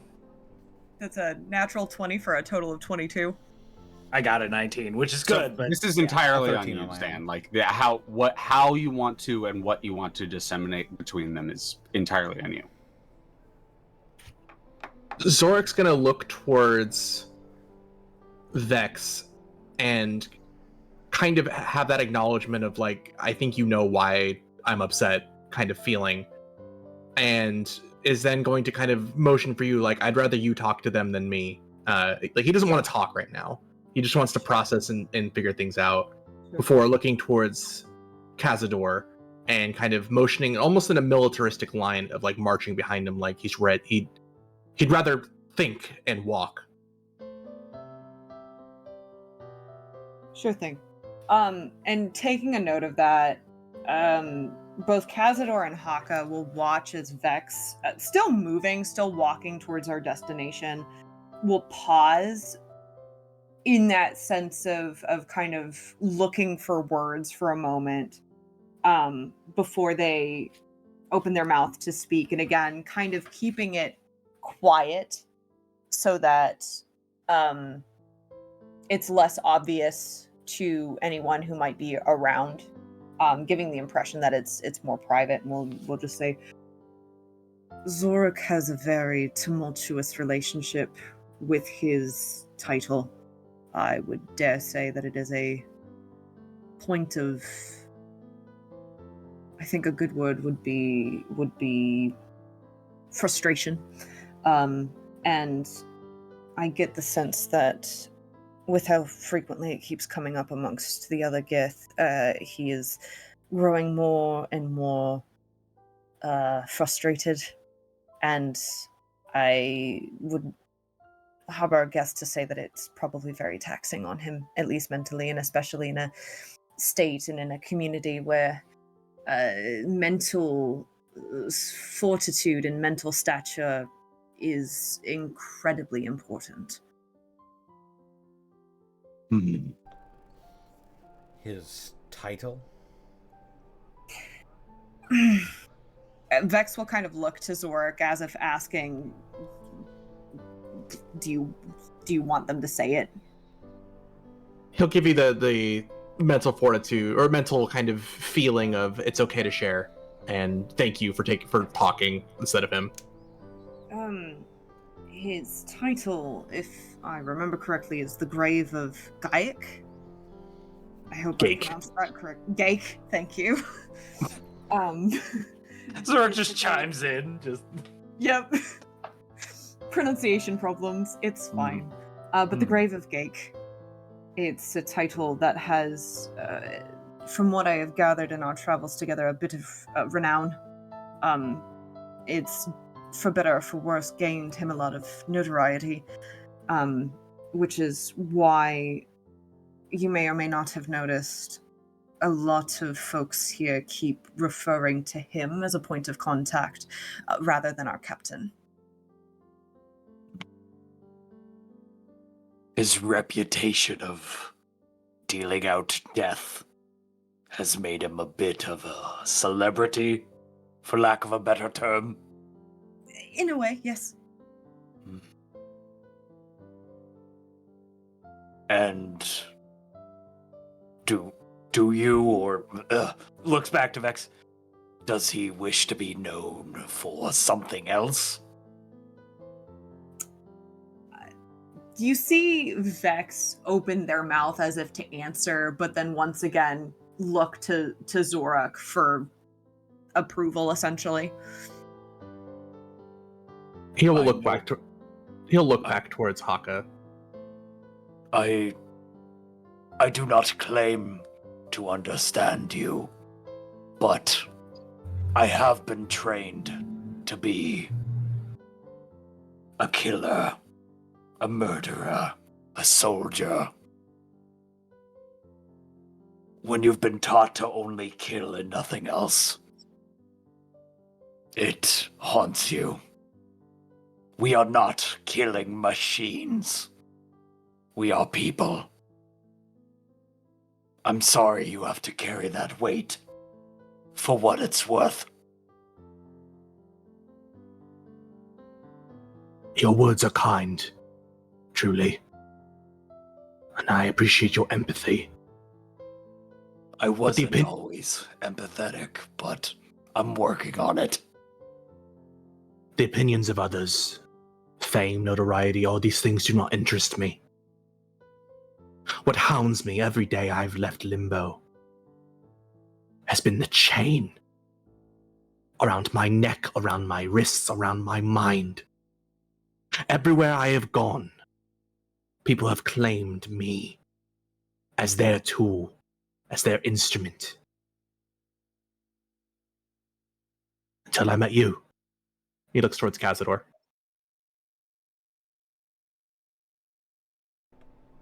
Kazador will meet eyes with him.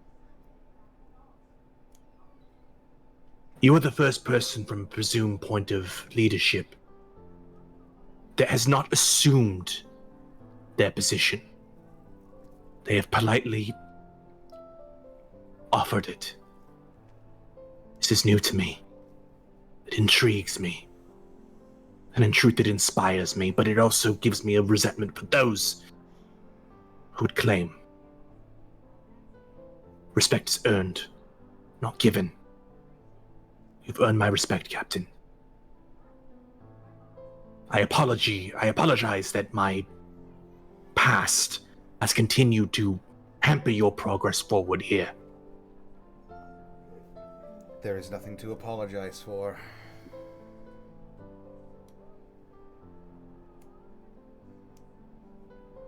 I will admit, it is testing to my mental fortitude to believe that every step we have taken forward, we've taken two back in my name. Vex, Hakka, you, Captain. All three of you have given me opportunities to be someone other than what I presume to be in the short time that we have known each other. But I fear that while out here, I will simply be the grave of Geg to them.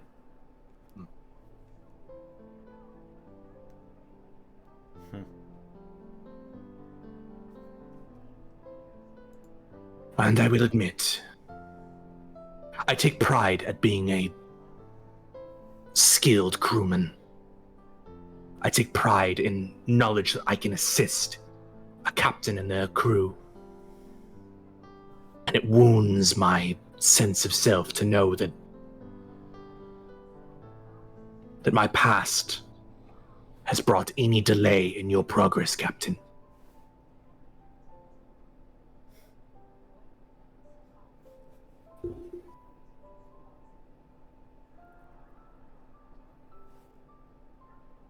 Kazador thinks about it for a moment.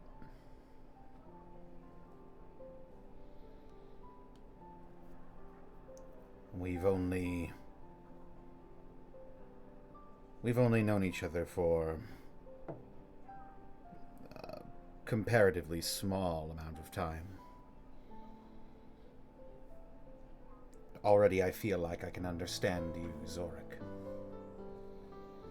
There's something about what you told me in the temple, that teaching of Zeramon. Focus and discipline are the key to strength. I remember generals and drill sergeants shouting similar things to me when I was growing up. And I can say one thing for certain. Something that this teaching of Zeramon I am diametrically opposed to. He'll turn fully and face Xoruk. Diversion is never a weakness. Xoruk will genuinely smile. You're right, Captain. And I know that you know you're right. That is enough.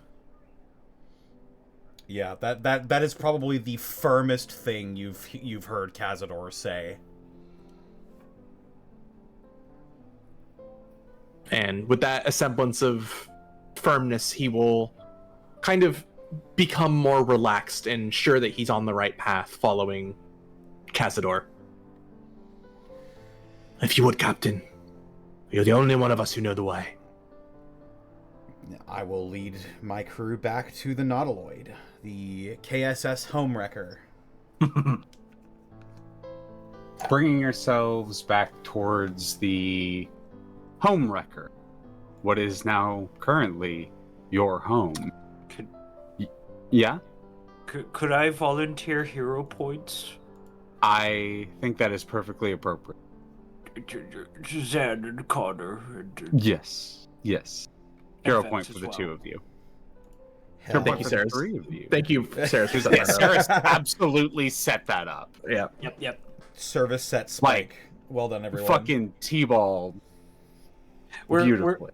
all four of us are like the Jerrys coming out of the portal and like shaking Yeah, hands. shaking hands with each other. Good RP, everybody. Oh, wow, yeah, good job. Oh, good job. Yeah, RP, yeah, yeah. everybody. Yeah. Good RP, everyone. Yeah, Good sure. job. Good RP, everyone. Lovely. I love it. You all make your way back with a bit more assuredness in each other and as a group, passing once more through the ship farm and returning to your home, the Homewreck. Passing onto the top deck and entering into the actual main Nautiloid itself, you would be very quickly struck by the sounds of conversation seemingly happening.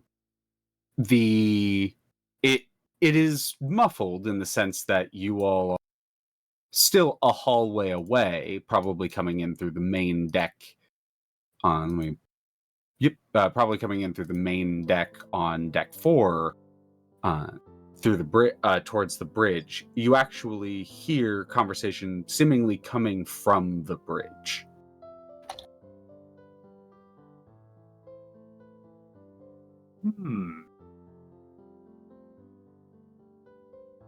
Can I perception? Sure, feel free. Oh my god. Holy 32. You see all Hakka. Well, Hakka.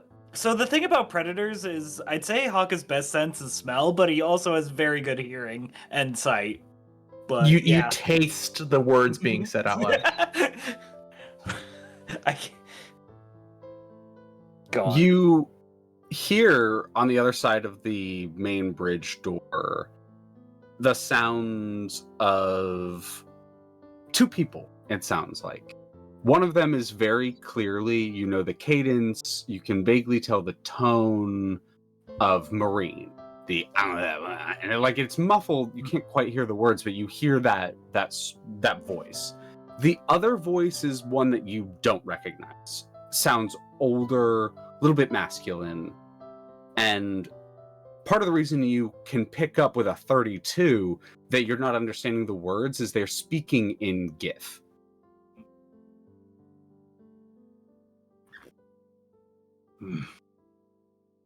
Seems Marine is talking to somebody in Gith.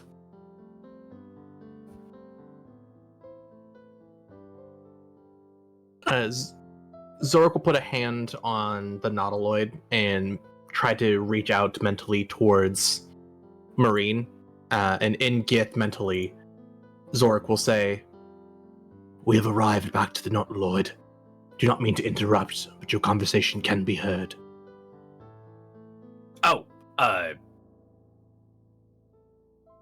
You almost hear the there's something that happens where like you almost feel like Marine tried to respond and then couldn't, but you get distracted pretty quickly because the door slides open to the main bridge and Marine leans out. Hey, Captain, got someone here to see you. I can vouch for him.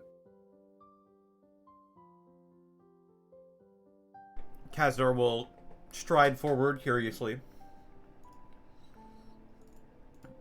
You stride forward, and as you pass into the bridge, you would see an individual who is kind of walking on the control section. They don't seem to be holding or touching any of the actual like connections or mechanical parts, but an older individual who just seems to be observing and kind of looking at the stuff with a sense of curiosity.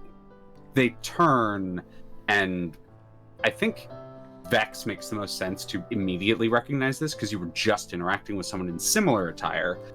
They are wearing the attire of the Me'ir, the people who live in the crystal, akin to the attire of the people who are looking at the tower.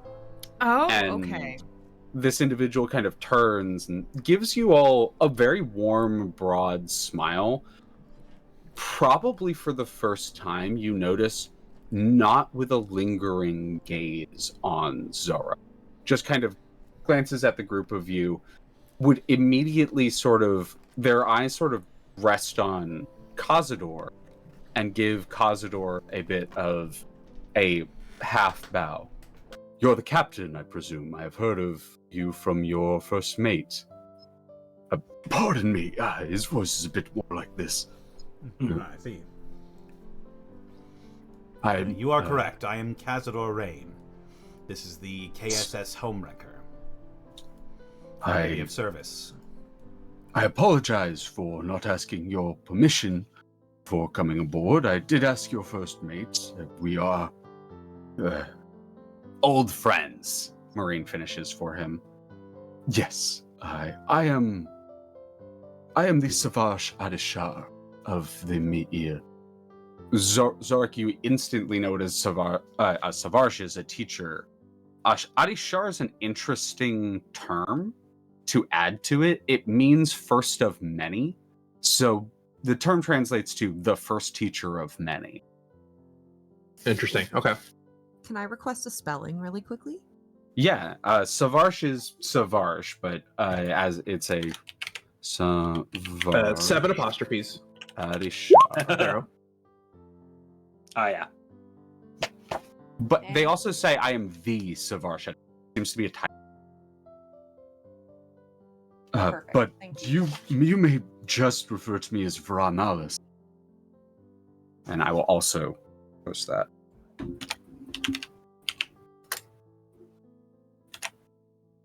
Please refer to me as the hardest word pronounceable. Oh, fucking Vranalis. Sorry, not Mura. Not to be mistaken for their cousin. No, True. Vranalis is their cousin. Some relation. Some relation. Distant cousin, actually. Yeah, twice removed. But I once again, I say I came with an intention, but I have a theory as to why you've taken so long to return to your vessel. Is it too much to presume that you visited the temple of the Charaith?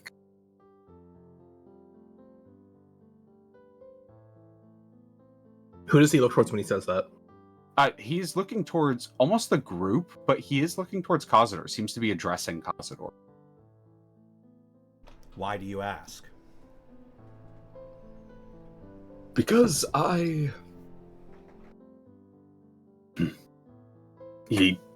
he's been leaning a little bit on the bridge, the control panels, almost using it as a support.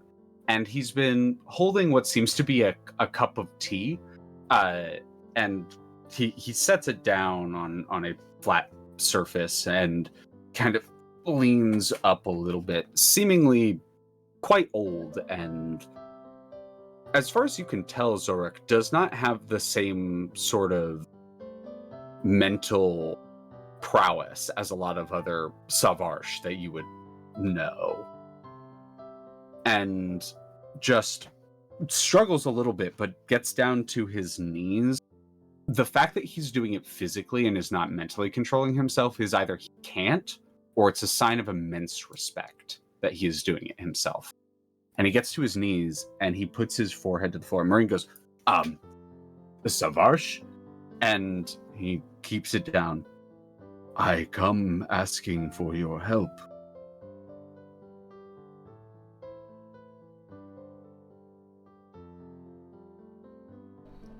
In what regard? My people are in danger. The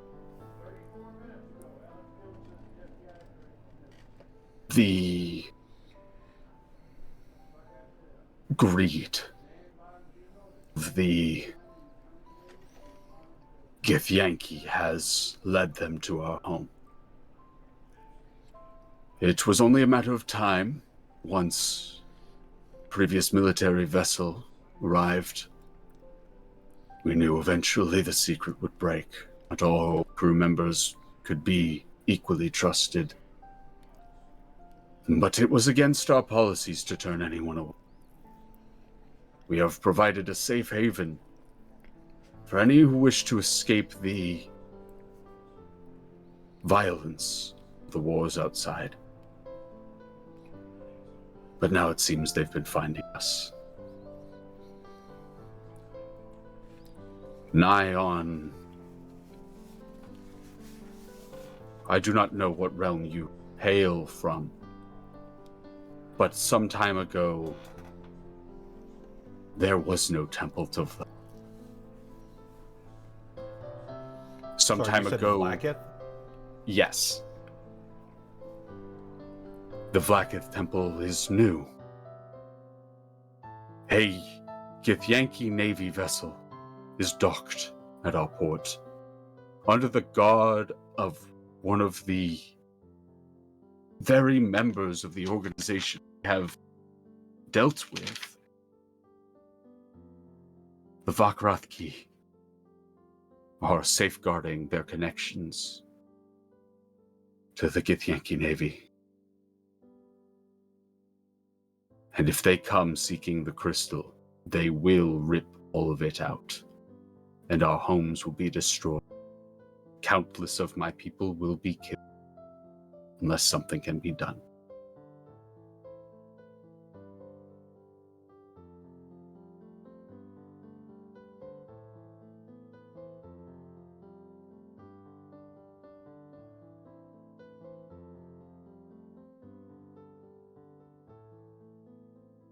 Marine is looking kind of stunned at this and is kind of looking between, seemingly unaware that this was the intention.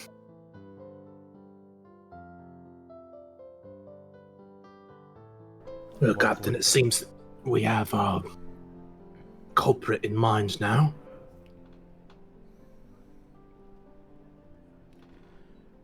What would you have us do?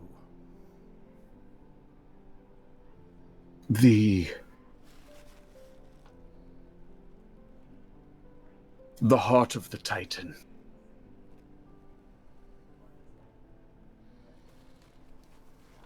It's enough Mirha to distract them until we can come up with another solution.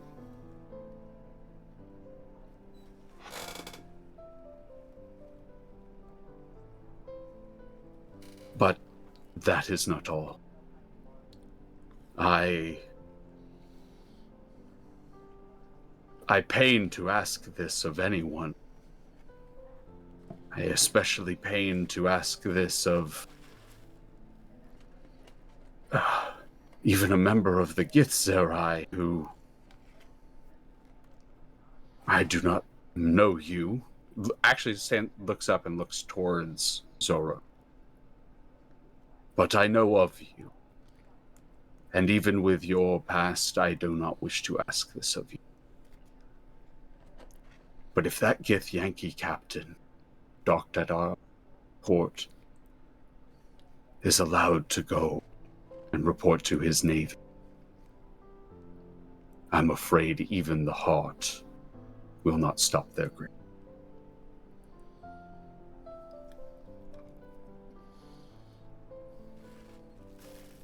I had hoped that all of you were members of a neutral faction. And when I heard of a captain arriving that was not a Gith, I had hope. I apologize. I do not wish to ask for another's death. But I see no other path.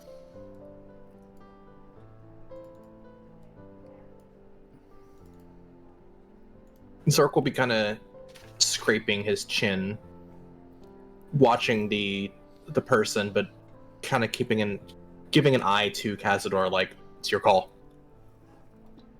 Kazador's going to fold his arms in front of his chest, and he's going to think for a moment. What does he know about Vlaakith and the Githyanki and what they would probably do with such knowledge? I mean, like they're trying the to corroborate. individuals.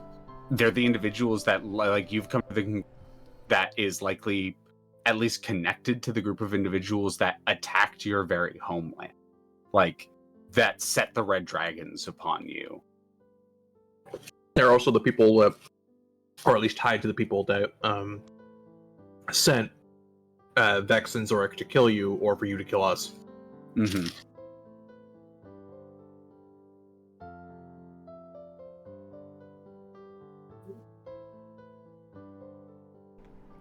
They've had enough time to establish a temple to Vlaakith. How long ago was this? Some time ago. It was contentious, especially with the Charaith Khan Zerthaharn. But it's complicated. The temple is... It is perhaps incorrect to call it a temple of Vlaakith. Because truly, in heart, it is a temple to Gith, the mother of Vlaakith. However, as where it started and where it is now are two different things. Provided a foothold for zealots of Vlaakith to move in. I fear that... Are you aware of Kithrak Cha'arzil?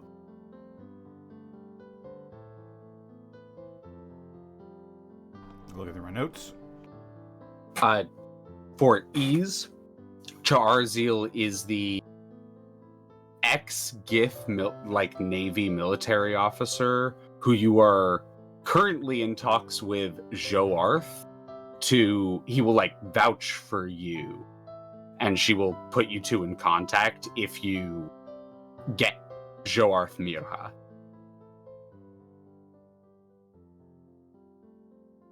I'm aware, yes.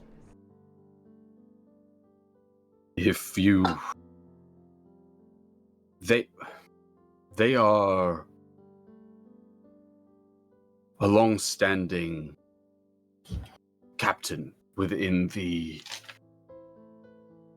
Vakrathki, but recently something has changed. They've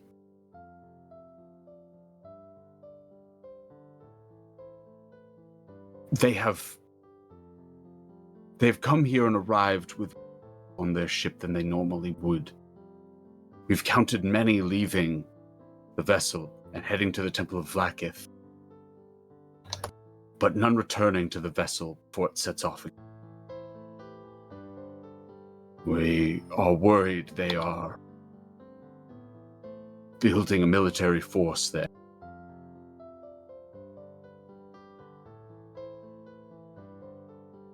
It is my opinion that the captain of the Chamarazalagith, Charazil, the Githzerai I spoke of, it is my belief that he is in league with the Githyanki again.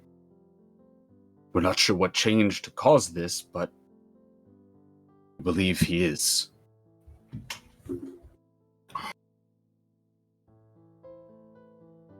Well, my captain has asked a question, still not fully been answered.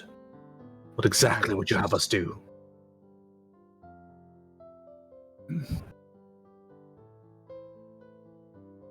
They seem pained, as if struggling to, and they still maintain the position of kneeling and bowing. Mm-hmm. I think they want us to... I ask you Silence. to commit death upon them.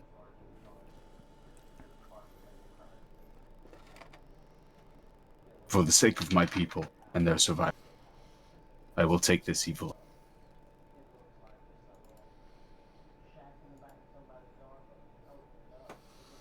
And I ask you to do the same.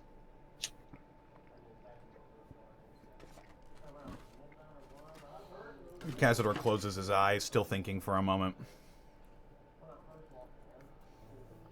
He thinks about Toril and the festival that was ruined. The coordinates set by that Githyanki, the setup. And then Xoruk and Vex.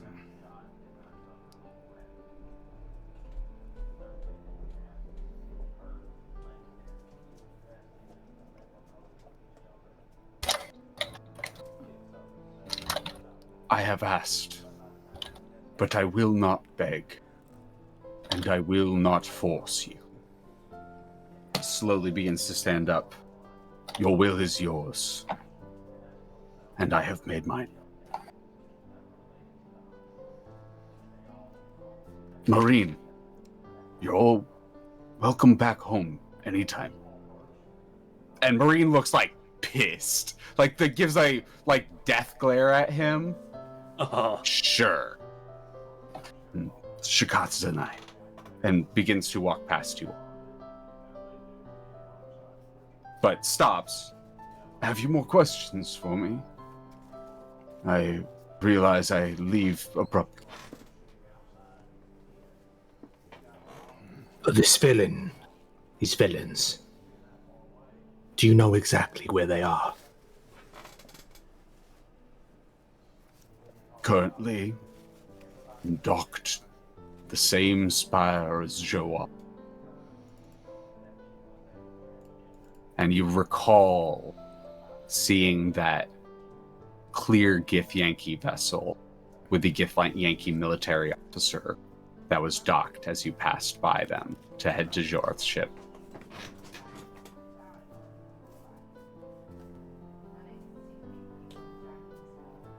Xoruk will nod.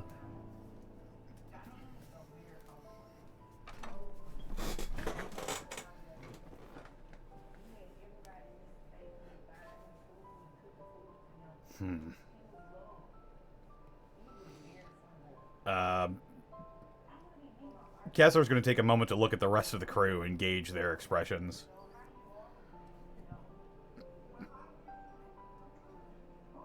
Hakka that entire time seemed pensive and not like worried, but when he was like, I need you to deal death, like was clenching his fist and kind of quickly like glancing to you to kind of like, is this something we want to pursue or not? Like just kind of looking to you, just like, this is your call.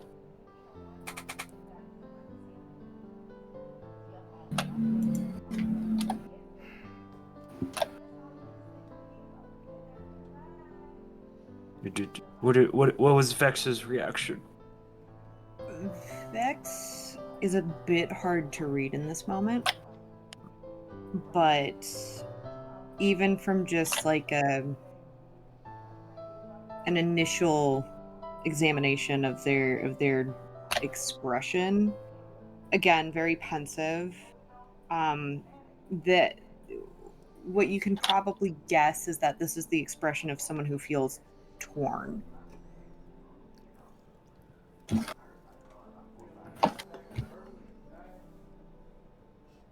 Marine, how did you meet? Oh, wait, has this person left yet? They would, if you all do not have another question for them, they bow once more and they have left. Okay, if they're gone, Hakka would ask, like, Marine, how did you meet this person? Know of them? I will literally kill any of you if you tell anyone this, but I was not born a Gith pirate. I was born here. In the Gnosis They were cluster. born what? Yes.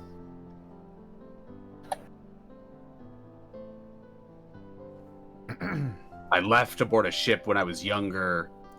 I've been traveling on Gith pirate ships ever since.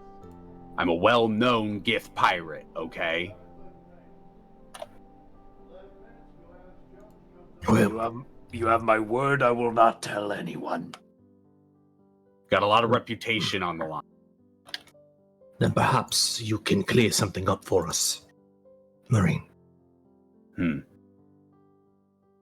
We were told that these Githyanki are near their ship. They're going towards, I believe, the center of the Gnosis cluster to get the crystals inside, harvest them for themselves. Does this sound right to you?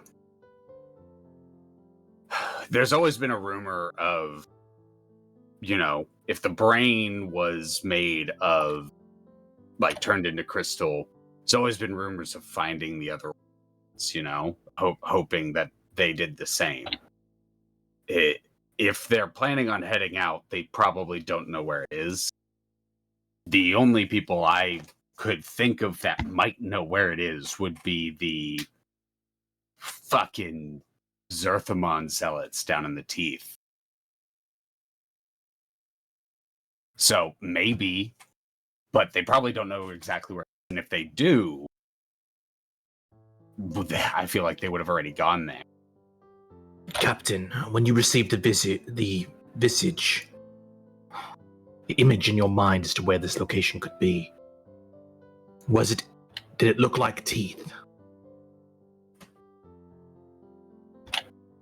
No.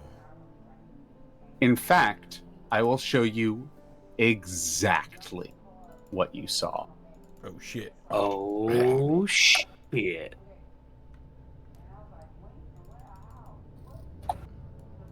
Oh. Oh.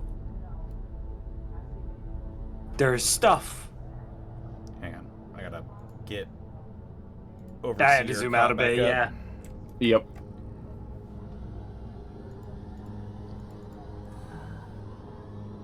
It looked like a heart, actually.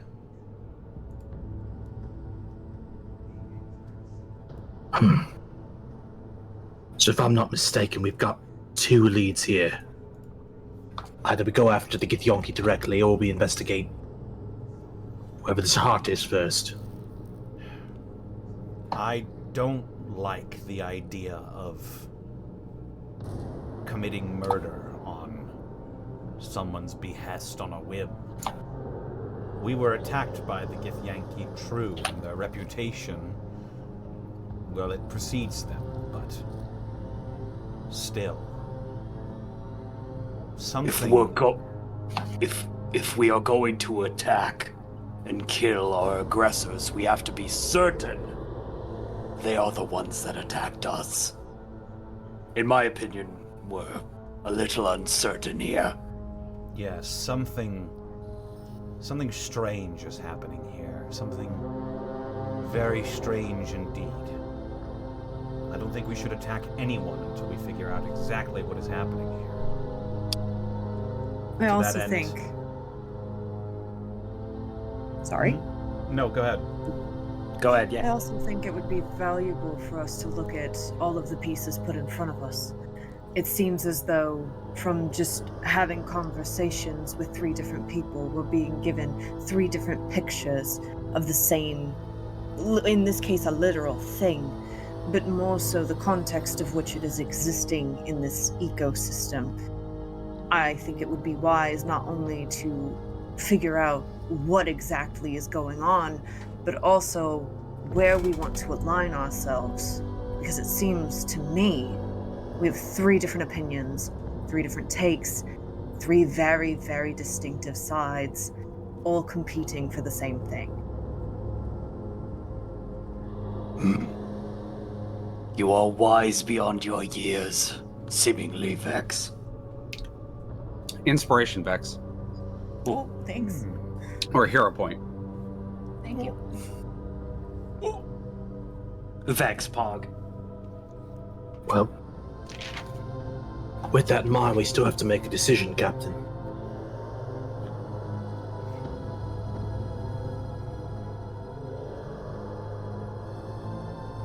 I say we investigate the heart first. This is the order we agreed to do things in, after all. If and when we decide to take this...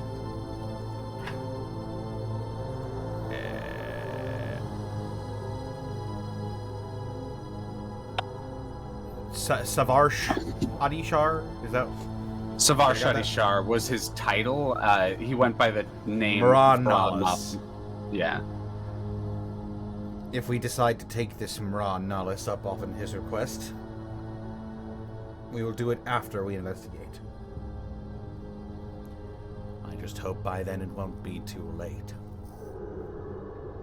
You are certain of this action, Captain? I'm certain. Yes. Xoruk will nod. Right then. Marine, to our stations. Pause. Look towards sorry Vex. to interject. I'm so sorry to interject. I have a gut feeling.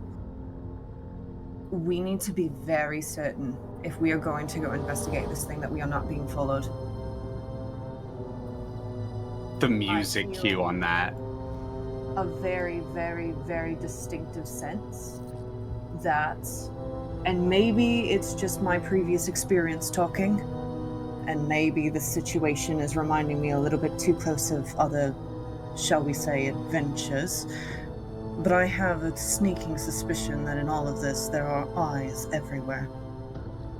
That is a good point, Vex. If the Githyanki are... If it is to be believed that the Githyanki do not yet know where these crystals are, they could be waiting for us to make a move to get there. Unless we have some way of hiding your vessel, Captain, perhaps a little bit of subterfuge could do us a long way. We have 2 vessels. I'm not saying we split ourselves, but we could split their attention. I'd be happy to lend you all Tom.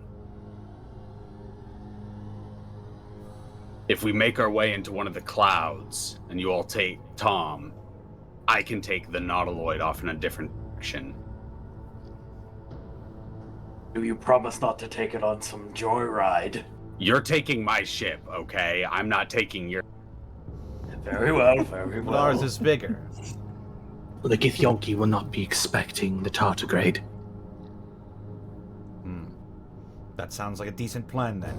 Let's do it. I will also be trusting you with my friend, so be careful. Vex will actually approach Marine and extend, like, sort of a salute, if you will, and state, if there's one thing that I know how to do, it's keep people safe. All right, well, that's the plan then. All right, in which case, you all get onto the tardigrade. I will pilot from here. Hakka, right? Yes. I want you to go to the observation deck. I want you to connect to the Nautiloid. And when you see them, that is when we're going to make the move. We have to know that they're following us for this. Very well. Very well. Githzerai, cousin. He'll bow towards Marine. Shkatza. He'll just kind of grin at that and get his weapons ready from the inside of the Nautiloid and move towards Tom. Yeah, you all make your way toward the tardigrade, while Hakka swiftly travels up to the observation deck. Hakka, roll me a perception check as the Nautiloid detaches from the Gnosis cluster. Hey, Abushki. A 33. Jesus. 33. It's skill expert, baby. It takes very little time as you pass through a cloud. There's a brief gap where you see coming from the Gnosis cluster, trying to remain as hidden as it can, not hidden from you, as it tucks behind debris, bone, and other clouds to remain hidden. Not the large galleon that Joarth captains, but a sleek, smaller, swift vessel, seemingly following after you all. You alert Marine, and the maneuver is very quickly taken. As you rush down onto the tardigrade, there is a heavy cloud that you all pass through. Marine gives you all the go-ahead, now. And Kazador, I'd like you to make a piloting check with advantage. This is so cool.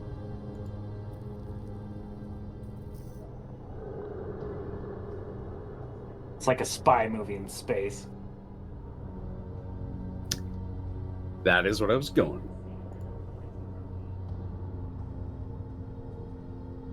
Connor? Here I go. Yeah. It was an intelligence check, correct? Yep, intelligence with proficiency. So you have practiced enough to be All right. proficient with them. That's going to be a 23.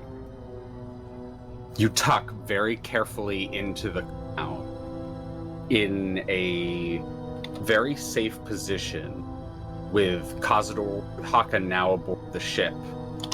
You use a strange sort of machine that operates akin to a telescope, Hakka, though it is on some sort of glass plane of some kind. It's very interesting. But nonetheless, as you kind of get used to it, using your sight, you all watch as this vessel very quietly tries to follow after, passing the same gap as the Nautiloid makes through the cloud. You watch it pass by you all, tucked within this mist, and it disappears from sight. Feeling like your plan worked, with Kazador's guidance, you all arrive at the Paravkal. Pain stopped. The heart of the Titan.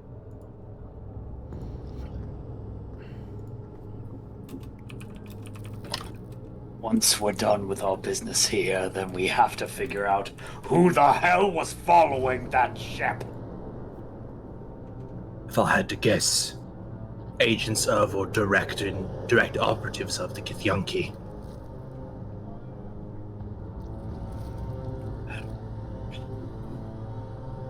I get the very distinctive feeling that the first person who spoke to us, our, shall we say, employer, had ulterior motives and was planning on getting what they wanted, regardless of whether or not we accepted the deal.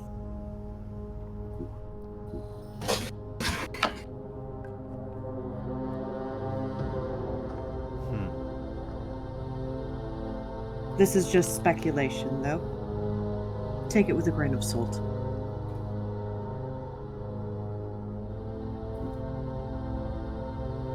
Let us not trade our vigilance for unbalanced approaches.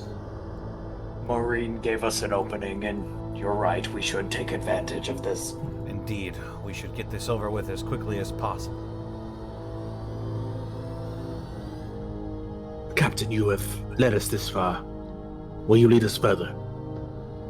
Of course.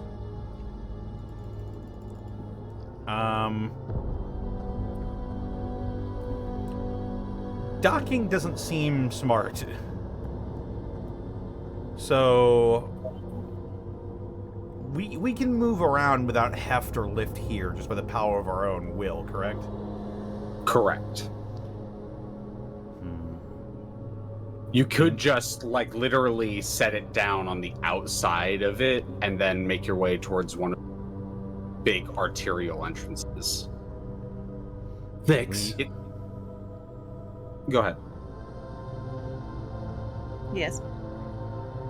Did you have an opportunity to speak to the other crewmate here?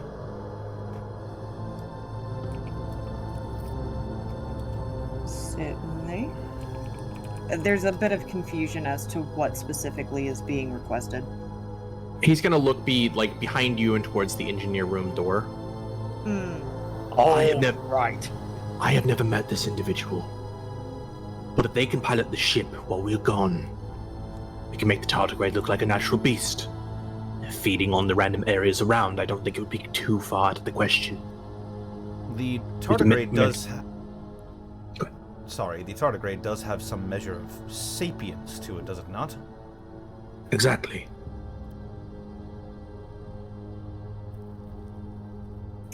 Vex is gonna look at Hakka and give like an affirmative nod, like, I'm gonna do this. Are you coming along with me, or? Oh yeah, Hakka will 100% follow you along. Then Vex is gonna give like another again affirmative nod at Xoruk, and unless he has anything else to say, they're gonna head straight over to where Thrash is hanging out. Thrash. Oh, You make your way back towards Thrash, and there's a... I assume, do you, like, knock or something? The same knock that we did, if I can remember it, the first time we introduced ourselves. Yeah. It's like, it's one of those, like, weird ones that has, like, a bunch of random shit to it. Mm-hmm. But you get... you do it. You probably do it. You do it... You know what? For fun. I'm not going to say you probably... Roll me... Just for fun. Roll me an intelligence check. Sure. The last part of the knock is this. Hell yeah. Ruby, brother. Just flat intelligence? Yep. 19. You remember it exactly. And Thrash on the other side goes, "Oh, wow! I've never heard anyone actually get it right!" I try. What do you want? Potential favor. Okay. We need to do a bit of investigative work, and we need this tardigrade to look as inconspicuous and as real as possible. Do you mind manning the tardigrade until we return? You're gonna let me pilot? I cannot see how this could backfire at all. Yes. Do we just hear this, or is this, like, not happening? You're hearing it muffled in the back, right? Kazador's face just There's like... a little speaker system, so you're hearing it's muffled, but you are hearing the voice. It's like, yeah, what do you want? Goodness.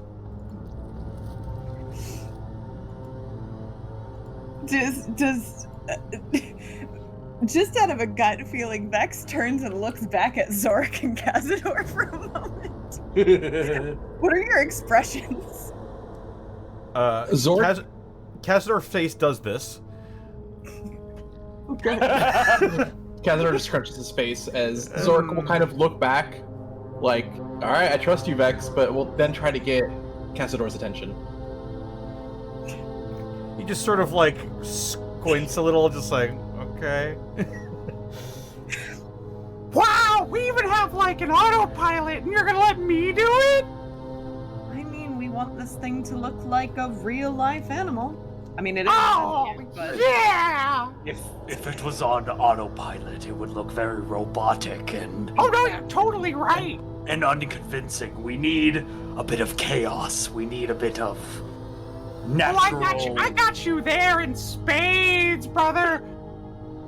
There's a pause, and you hear the, like, door opening, and then he has, like, a little captain's hat that he's obviously been saving just for this. Like, it's like one of the old, like, white navy cap, like, officer caps, and it's just, like, it's, like, stuck onto one of the corners, like, it's poking a little hole into it. All right, let's fucking go! I think we need to get off the ship. I think we need to get off the tardigrade. We all see this Modron now, right? Yeah, you all watch as this Modron comes walking, and they are a Tridron in the sense that they are a triangle. They have 3 sides, except one of the sides is blank. You would immediately note that. There's literally just nothing on it. It's just flat metal, and they talk out of the 2 in the front in unison. The back side, the blank side is just a little butt. Huh. Yeah, they're straight up. It actually is. You know what? There's just a little butt. It's obviously not functional. It's obviously just an aesthetic metal piece that's been put on. Truck nuts, move over. It's time for truck butts. Thrash, do you need to eat? No, but I can. Well, if you do well with this job, I will get you as much mochi as you can possibly eat. I don't know what that is, but hell yeah, brother! It is delicious and doughy. I don't know what that is, but hell yeah, brother! Where did you hear that phrase, hell yeah, brother? On the radio? Of course. Hakka has no idea what a radio is, but the answer is enough for him. Just like, yep, okay. Not Hakka being the old man that goes kids these days with their technology. He is. He 100% is the old boomer. He is. Xoruk is fairly immune to the weird eccentricities of being out in the cosmos. He's gonna treat it like, okay, this is weird, but it's not any weirder than any of the stuff we normally see. Is going to move towards the door to leave. Yeah. Either actually you move to the elevator that descends to the platform, or the sort of mandible entrance that is the front airlock. You make your way out as a group, and you should have free control over your tokens. And the moment you all get out of the ship, you watch as it fucking rockets off for a second before, like, coming to an immediate grinding halt. Oh, no. And then it starts to do, like, a little bit of a putter step, like if you've ever seen a car stall a little bit. And then it just starts, like, doing a slow sort of circle. But it definitely doesn't look robotic, I'll say that. Marnie being like, hey, here's Tom, fucking take care of it. Also us, hey, random Chaos Modron, here you go, here's the keys. You know that gif of that, like, monkey puppet giving the side eye to someone? Oh, yeah. That's Kazador to Vex right now, just like...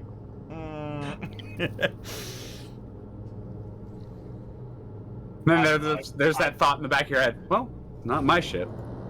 I'm in full support of this. Xoruk's gonna motion for Kazador. You ready to leave, Captain?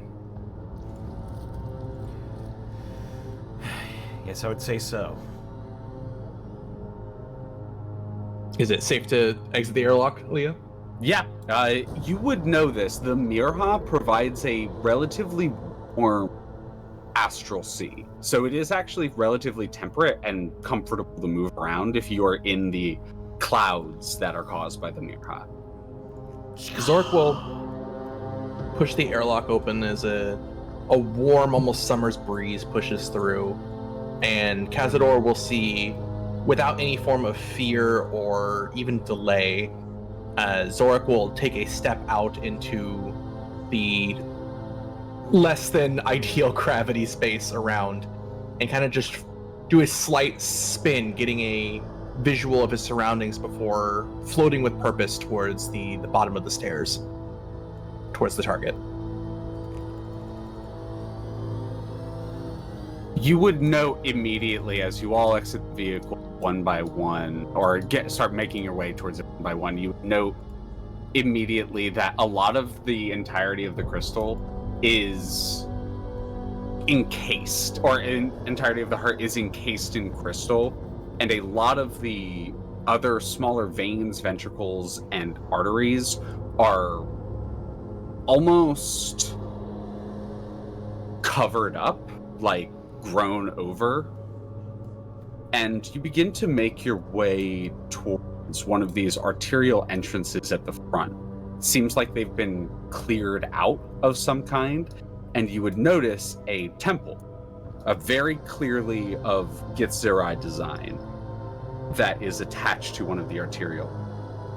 That is likely the sister temple to the Trithkan Zerthahans in the Gnosis cluster. I assume you begin to make your way as a group down towards that? As Xoruk is kind of floating through, the tail of his braid kind of fluttering with the warm breeze of the astral sea, Kazador, you'll notice a bit of calm, perhaps, much more calm than he's been in the immediate past, as this seems more home to him than in the Gnosis cluster or even on the ship.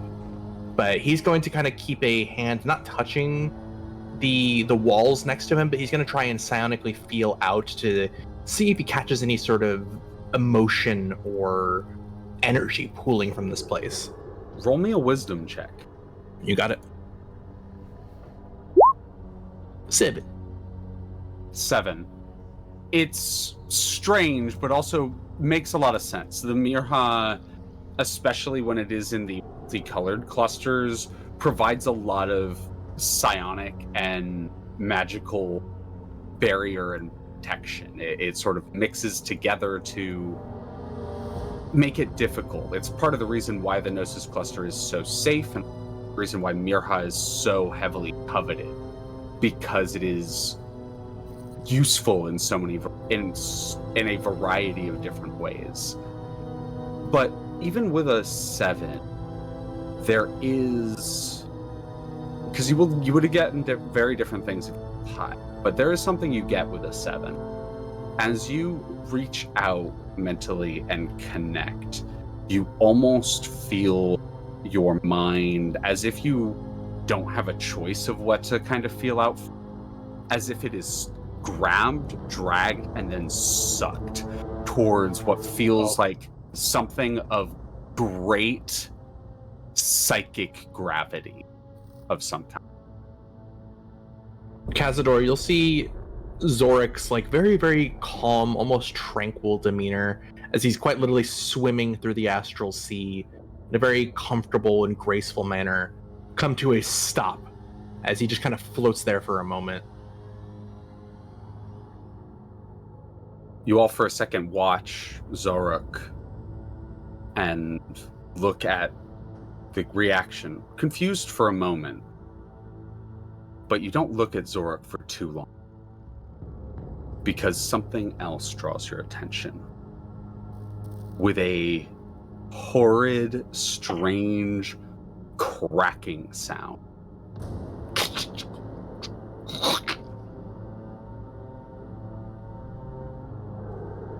It beats once, very slowly, as the outside of the ancient heart, starting from the bottom, sort of ripples upwards, and he watches a plume of the Mirha gas just exit out.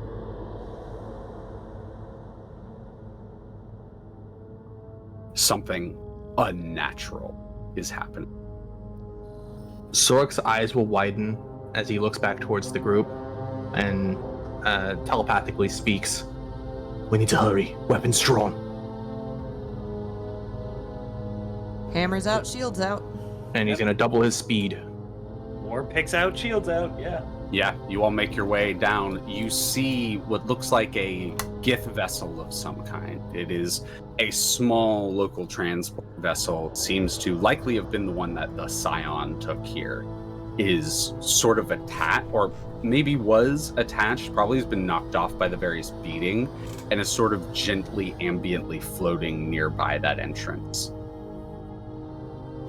Xoruk's going to attempt to move stealthily closer to it. Mm-hmm. You look inside because there is light on the inside. The Mirha does glow, so you can see quite a bit inside your vision. Feel what? As Leah's doing that, what's the party's reactions to swimming through the astral sea? I'd imagine for the first time. Hakka is moving in the right direction, but he is upside down. Hell yeah. Incredible. It's one of those things where like the only way to stop himself from like spinning is like just to keep himself upside down for some reason. And so he's just accepted his fate. Kazador used to flying via the fly spell is not necessarily like vertical either. He's sort of like Superman, like horizontal. Incredible, honestly. Very What an fitting. image. I am. What is yeah. Vex swimming like? I wouldn't call it swimming either. It resembles the sort of posture, and Xoruk, you would recognize this posture, the posture of someone who is flying, but not through like a flying or levitation spell. Gotcha. Xoruk looks like he's a dolphin or an eel swimming through the sea. Yeah. As through the various methods, Hakka upside down, Vex flying almost with like wing beats as they bob a little bit to the side, like if you've ever seen a small, more nimble sort of creature like a bat or something, the way it kind of makes small little dashes or jumps with the wings, kind of catching itself as Vex almost bounces around the astral sea, and Kazador glides very smoothly. You make it to the entrance of one of these arterial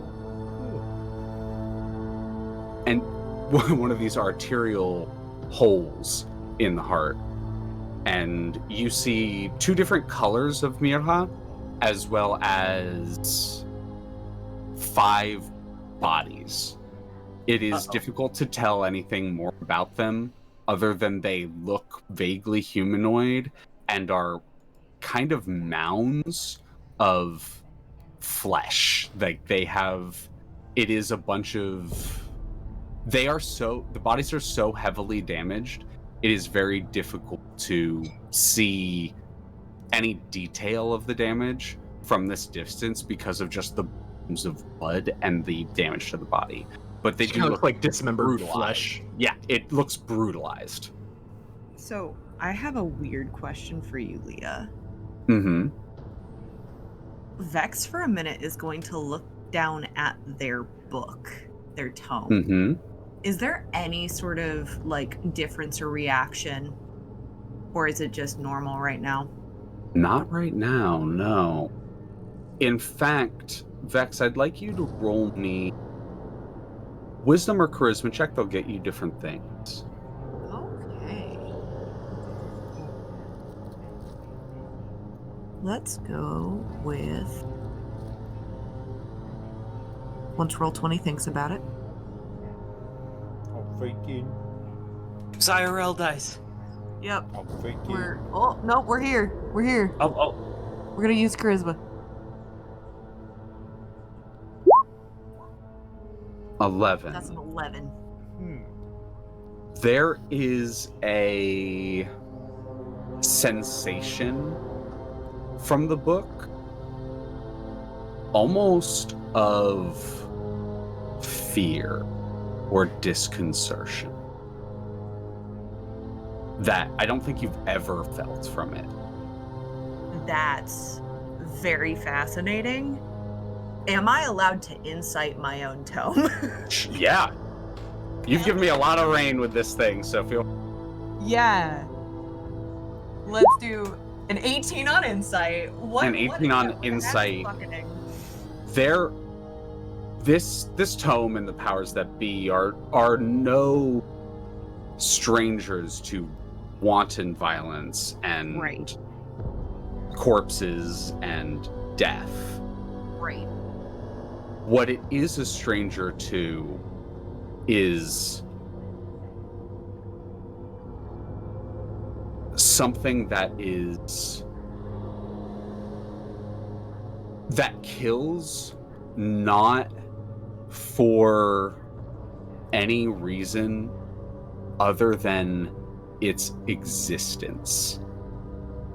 There is a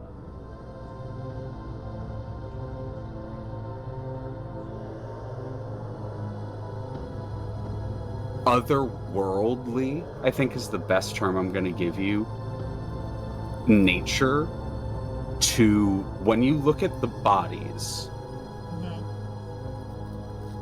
the wounds upon them do not look like something either did it intentionally or pleasure. They do not like something did it to eat. They do not look like something did it to... It just looks like a mass of flesh. And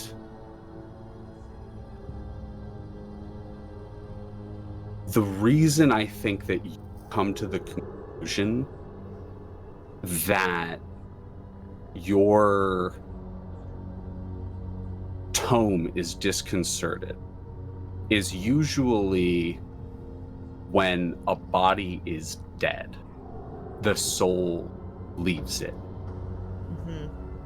In this case, you can almost feel, because you have a very deep connection with tortured spirits, you almost hear the sounds of spirits being consumed, eaten alive.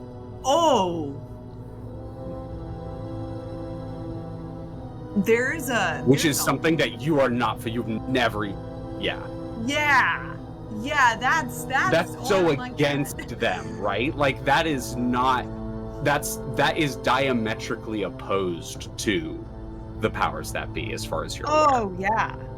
Oh yeah, that's it isn't to use, it isn't to, it is just consuming. And I think that is the word right there that you get when you look at this. This is consuming. Consuming, yeah. There is a very, it is subtle. Xoruk, you would notice it immediately, but I would say even Kazador and Hakka would notice. Vex visibly tenses. Like the grip around the thrower goes, like if they weren't wearing full plate, their knuckles would be white. Even though their skin is not white skin, it's rosy pink, it would be white. Hakka, you see this? I want you to roll me a wisdom check as well, Hakka. Yeah. Because Hakka Yep. is not gonna like what he... 21. You see that, and you look down at the book, and there's a strange cold sensation when you see, because you see Vex's hand kind of gripping the tome at their side.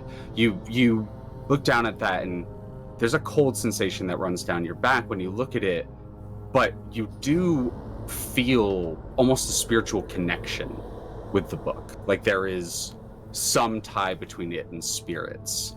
And Vex looks very concerned. And with your own connection with spirits, you immediately come to that like insight conclusion of, okay, maybe with my connection I can see what Vex is concerned about. And when you reach out, when you close your eyes, because you have experienced the ethereal plane before, you have been on it. You understand spirits. You hear spirits being ripped to shreds, the tortured cries of souls that are being absolutely eliminated from existence. The crunching, the screaming that is happening sends a pit in your stomach and a shiver down your spine.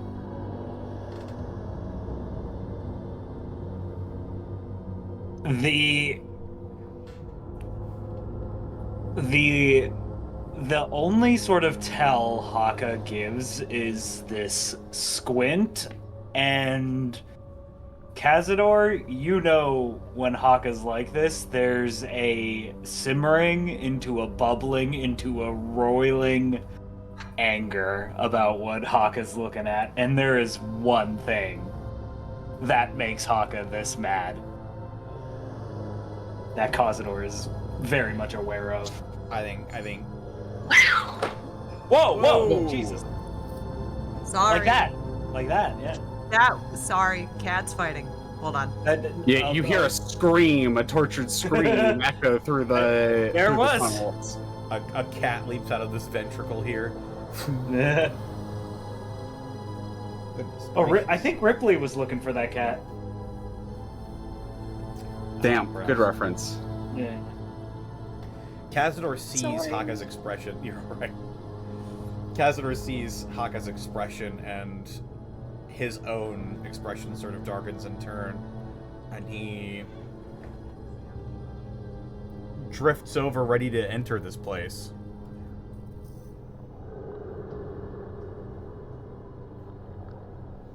Whatever is doing this, we have to eliminate completely.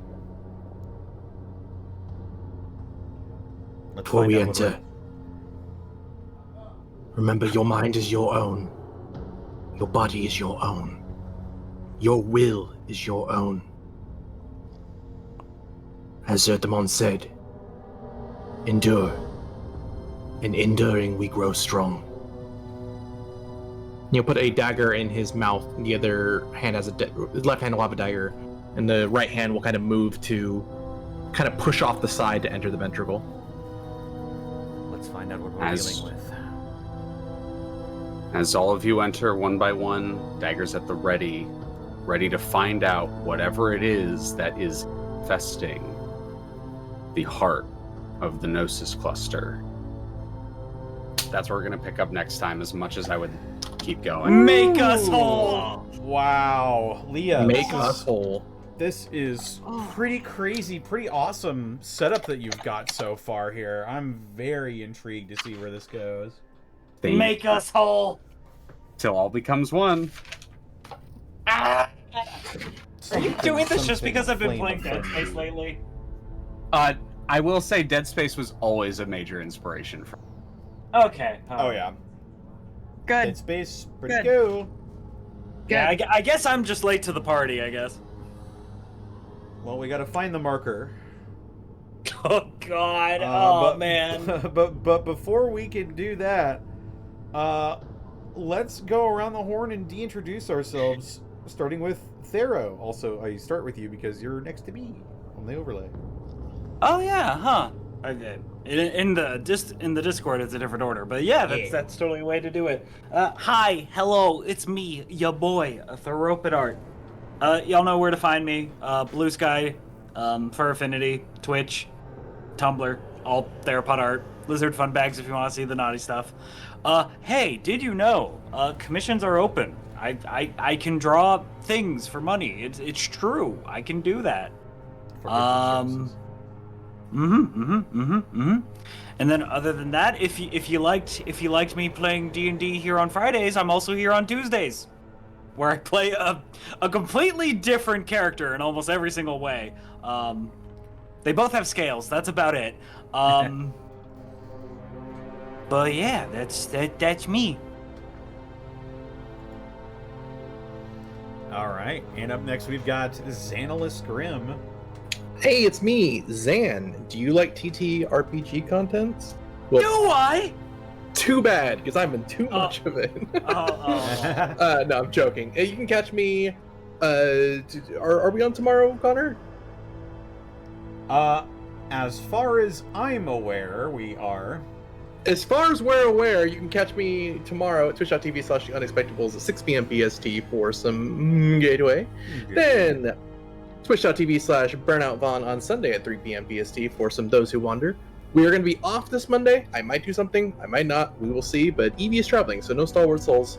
Then twitch.tv/DistortionDevil again for 1 p.m. PST on Tuesday for some Vecna Eve of Ruin.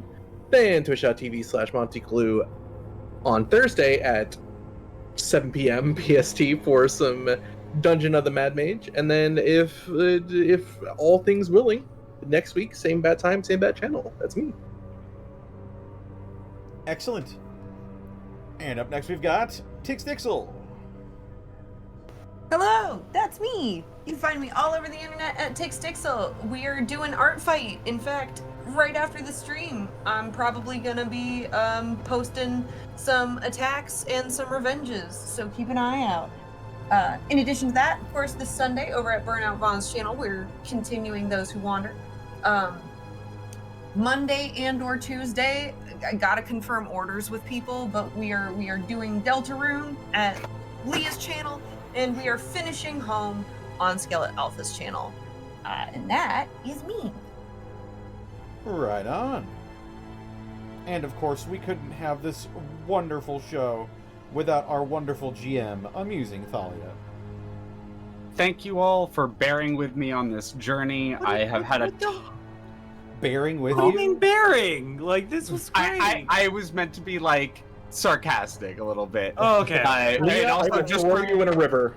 and also Humble for the brag. horror, and also for the horror that I am causing, because that's that you're bearing with that. Yeah. But no, I appreciate you all being here and taking part in this story that I am telling. I have had a ton of fun writing it, and I love writing for my friends and having been doing cool things. Most of my stuff on the internet is about that. If you want to see me trying to hype other people up, I will be doing that on Sundays on Burnout Von's channel, Those Who Wander with Zan and Saris. Mondays, I will be doing some Deltarune with some friends, and I'm going to coordinate with Skelly so we're not like stepping on toes too much, because I know you all are finishing up that. Tuesday is the only day I don't specifically do something. Oh no, sorry. Things are because I'm doing Deltarune right now. Tuesday is now my Tuesday TTRPG thing with Aqua and Ray. And other than that, you all can catch me here next Friday, hopefully. And I will give you all, you know how like at the end of the episode, it'll give you the join in next time. This, and then it'll give the episode title for next time for your little teaser, Heartworms. Oh. Oh. Okay. All right. Yeah, that's fine. Hey, Leah. Hey, Leah. Yeah?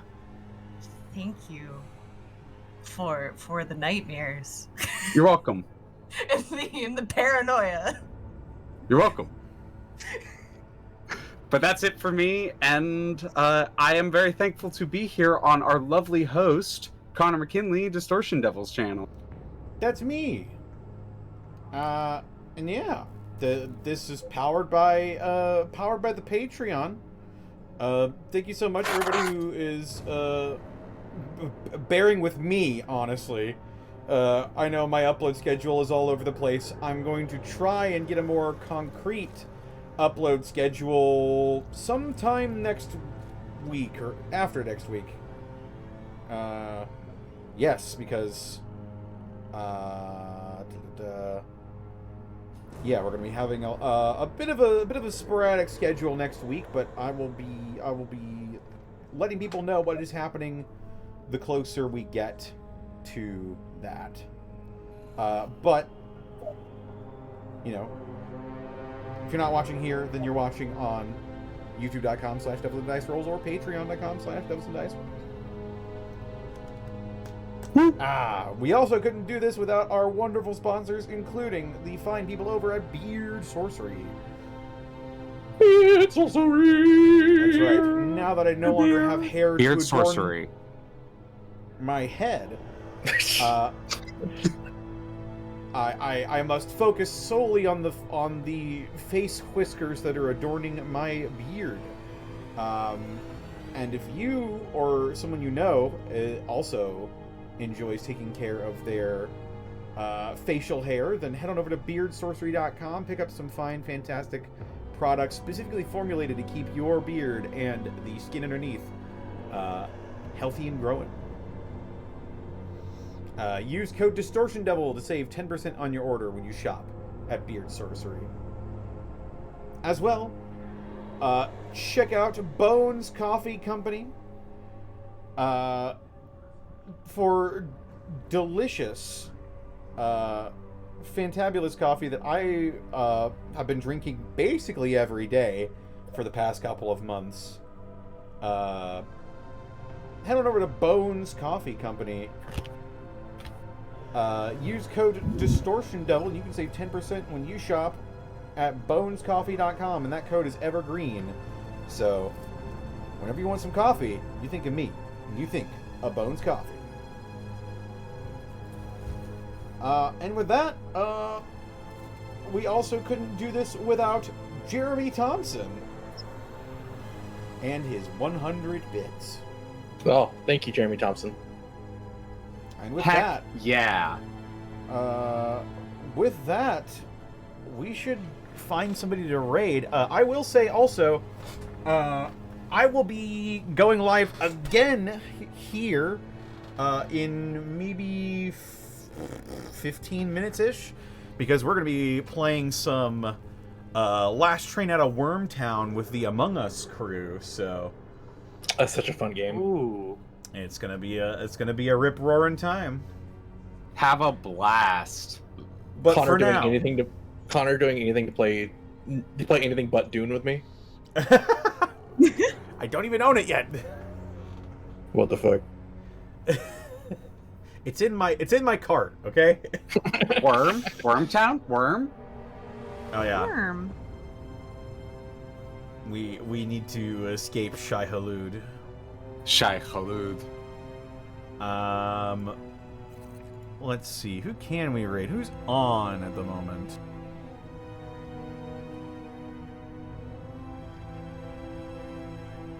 We got a Bracky.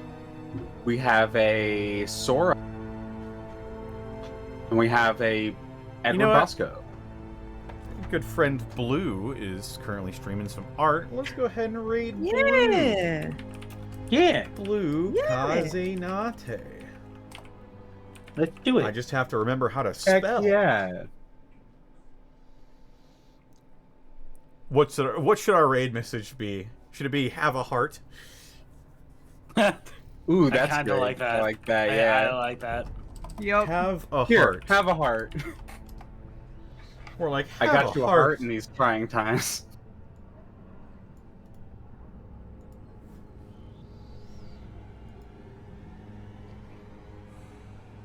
Boom, boom, boom. All right. Take care, I want you everybody. in my room.